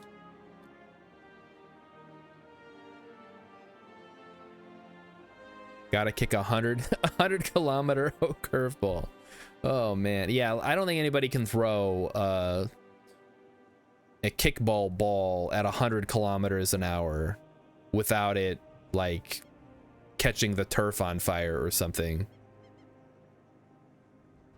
I mean, you feel free to prove me wrong. You show me like a professional kickball league where they're throwing some real heaters, I'll believe it. But to be fair, I've only ever seen children play the game. Maybe there is some like guys out there who were just like zoom, and you don't even see the ball, and it's where does it, do they have an umpire back there or like a catcher? Because you have to have some kind of system to catch the ball. It's like bowling. Just it goes into the back lanes and then it shoots it back out. Because it's just baseball, but with a bigger ball that you kick instead of a bat, which honestly I prefer. I think baseball kind of sucks. It requires way too many like fiddly bits to work on your body, and also it like destroys your shoulder if you're a pitcher, and probably like anybody, because you got to throw the ooh, we'll take the mercantilism here, I guess, because no matter what position you're playing, you got to throw the ball. Asumaga says in 1906 the pistol duel was in the Olympics. Whoa, that sounds kind of cool. Yeah, I assume it wasn't to the death. They probably had like rubber bullets and they wore armor and stuff. That's nuts though, man. Kind of a cool event. It's basically like fencing, but with a gun. Of course, with modern day pistols, it's, I don't know, it'd be more like a quick draw competition, at which point, why even have people face off when you can just shoot at a target? Okay, so we can either go taxation for a 0.13, or we can build and get some more trade power, which will help us capture more of the money that we have here. I honestly don't know how effective that would be compared to just building more temples. Modern fencing sucks. What are you, a fencer, Rilip? It was way cooler when they actually like drew blood. Okay, if you say so. And we're not gonna, no, we're not gonna do that. That's too dangerous. All right, how are we doing on the separatism here? 3 years to go. Awesome. Well, we made it through almost 12 years in one 3-hour stream. It was shot with a predecessor of paintball balls and unfortunately only at targets, not like in a real duel. Oh. Then points were distributed somehow. Was abolished immediately afterwards. What a waste. They should have definitely done it like fencing. Just like 2 guys or ladies, whatever. We're not discriminating here. You walk out 12 paces and then they like ding a bell or something and you turn and shoot. That's how they got Alexander Hamilton. The problem isn't with the protection, it's with the rules. First hit is a point regardless of what happens after. It's more advantageous for them to flail around like weirdos just to get hit rather than show any skill. Yeah, that's... I don't know. I guess the problem is like in a real duel, if you like if you hit somebody, depending on where you hit them, that could like take them out of the fight for the most part. So how do you represent them that without actually injuring somebody? I don't know. I guess you don't. We could probably oh, yearly prestige sounds so good right now. That would be so expensive though. I think it's as good as we're gonna get for now. Just have to wait. Gotta wait out the peace timer. They literally had a match the other day where the other guy IRL bunny hopped. Oh man. I didn't watch the video, but I think I saw that on Reddit and people were like, be amazed. Look at this guy. It's like, I don't know. Oh, prestige hit. We got to get the prestige here. Oh man. Hate losing Monarch points, but again, we got to get the prestige. Otherwise, we're never going to get anything that we actually need here. I'm very, very tempted. I could have swore there was something. This just gives me prestige. What does this do? Prestige decay. Prestige decay is whatever. I need to actually get some prestige though. Also, what was this one? Have a prestige of 30. Grand Generalship? No, no, no. What's this one? All diet? No. Recruit minister? No. No, I don't care about that. Okay, so none of these are actually gonna help me. That's too bad. Well, when can we synthesize our culture? We have to have 300 development in the culture group Chinese. So that's gonna be a while, yep. Ugh.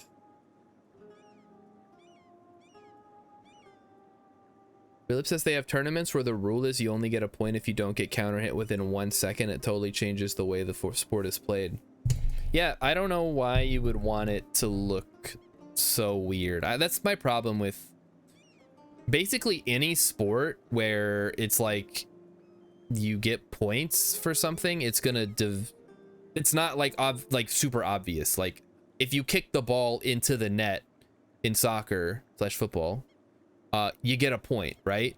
There's no like weird things or like, well, you know, if you kick it from this particular point, you get an extra bonus point, and if you do it this way, you get you don't get the point because it doesn't count because you weren't standing in the right place. No, it goes in the net, you get the point no matter what. I guess if there was like a penalty or whatever, I don't know. That's a separate issue.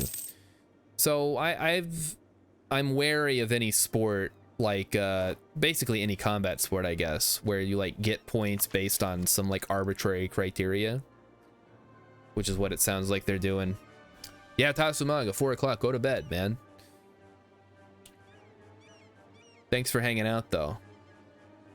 Ayutthaya declined Ming's request to agree to their so Ming is at war with Ayutthaya now. Ooh, exciting stuff. So we'll let that happen. In the meantime, looks like Ouchi is now being overrun by the Shoni, so that's interesting. Oh, we're making money now. What the heck? When did this happen? We're almost making it now. We just got to get the 250. So I guess we can actually time this. If we take out loans, we can get the institution spread. Oh, fuck. Okay. Yeah, now it's time to go. So we're going to turn this off so we don't have time to wait. We're going to take out the loans. 1, 2, 3, 4. Shit. We can't. Oh no, we don't have enough money. We need to make like slightly more money. No, no, no, no, no. Wait. What if I do this? How long will it take? It'll take some time. But if we can wait for that to finish. Okay, so hold on, we're building something here, right? 17 July. Oh, my birthday. How fun. So if we wait 7 months, we can theoretically finish the mission, or maybe it'll happen sooner. Because, oh, we're there. Okay, nice. So we just got to wait 1 more month probably for our income to go up a little more.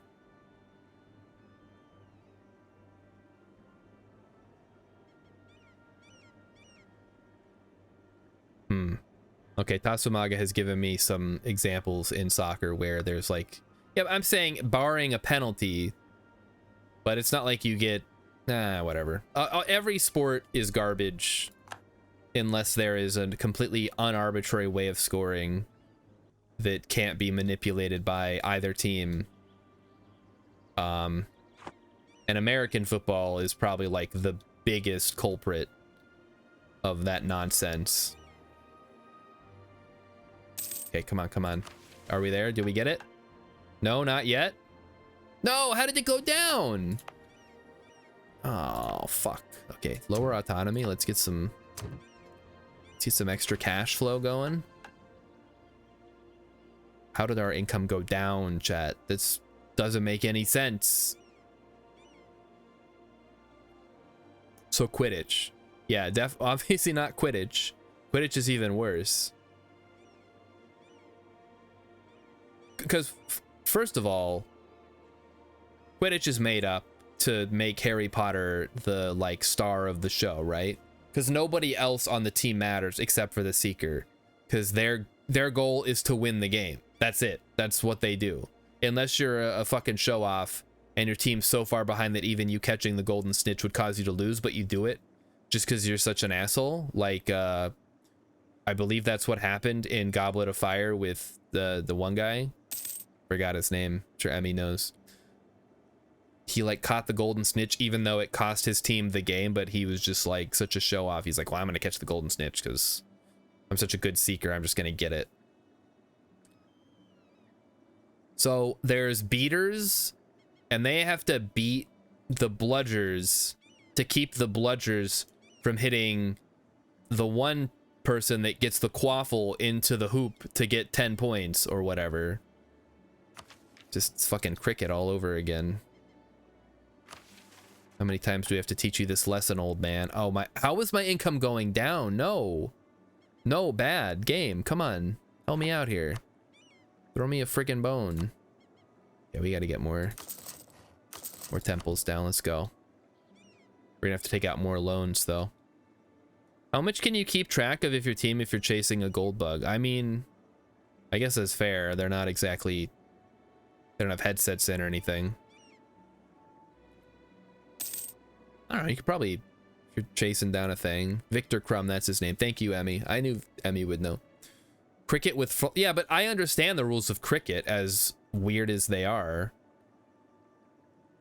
It's like the bowler tries to hurl the ball at the wicket keeper, who tries to prevent the ball from knocking over the wickets.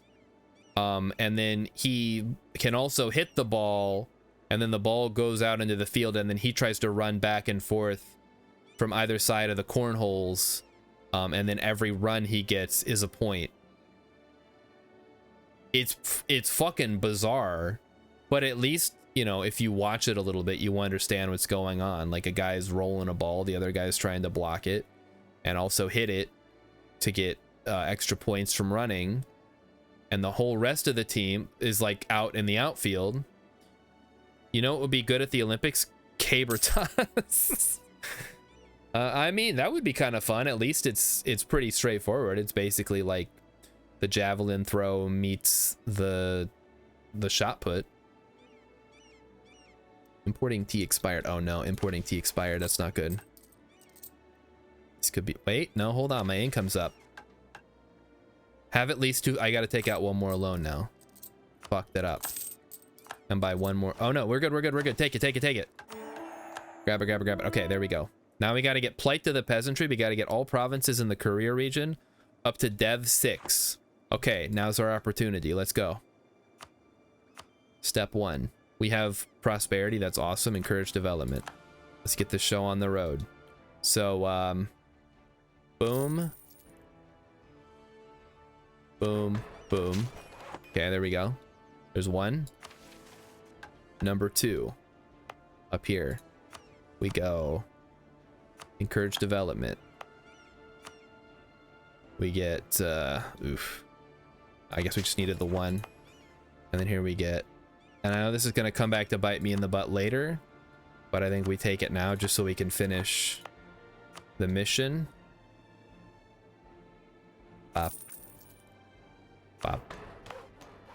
Oh, this requires 3. Okay. Boom. Boom. Boom. And boom. Boom. Boom. Alright, mission accomplished. We have gained a stability. Awesome. And now I've completely blown my proverbial load here on all my points. So I think if we take another loan, which I hate to do this, but that's the early game. 2 more loans, actually. Whatever, we'll be fine. Could debase currency, I suppose. We have 0 corruption. It's not the worst thing in the world. We can embrace and then take it at 5% off, and that'll stop our loss. Okay, and that also gives us our free slot, which unfortunately is admin, so fuck.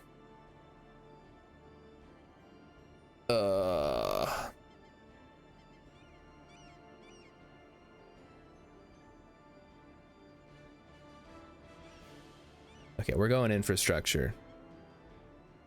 Or are we? Like, does infrastructure actually help me right here? Maybe they were onto something with the exploration ideas. Oh, man. I don't need to pick right now, I suppose. We can hold off on that. But I think we definitely need to switch, we need to switch over. Well, do we? Not really. I feel like we're going to be burning, depending on which one we pick, we're going to want to switch to that so we can get the most ideas as quickly as possible. 7 more years. Also, I am planning on wrapping it up here, guys, so don't worry. We're closing in on the end here. Fuck. Can't decide. Maybe we can we boost them up a little bit? How much is that going to cost us? You do got to pay off these loans, but that shouldn't be too hard.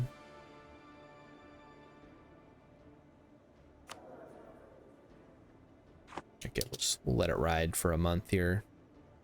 7 more years and we can start thinking about declaring war. So that'll be our first order of business, is to take back our province and probably wipe out Xinjiao. Or Jianzhou. Maybe I should learn, at least, if not like Chinese in general, I should probably learn like proper pronunciation. All right, so let's get out of here. Thanks everybody for coming out to the glorious beginning of our Korea game. Next is what the fuck is log climbing? They're like log rolling, but you climb the log instead of rolling it. Could be kind of fun. Probably nothing. Is that what they did in Mulan? When she had to climb the big post and they gave her the weights, and then she's like, I'm smart, I'm gonna do this, I'm a girl and I'm clever, I'm gonna do this the correct way. There's a huge log, try to climb it before it tops over. What the fuck? That sounds dangerous. Wait, is this just the lumberjack games? All right, well, whatever. I gotta get out of here. I'm going to bed. Everybody have a great night. I'll see you tomorrow for more of this. It's gonna be great. Yeah. See you then. Bye.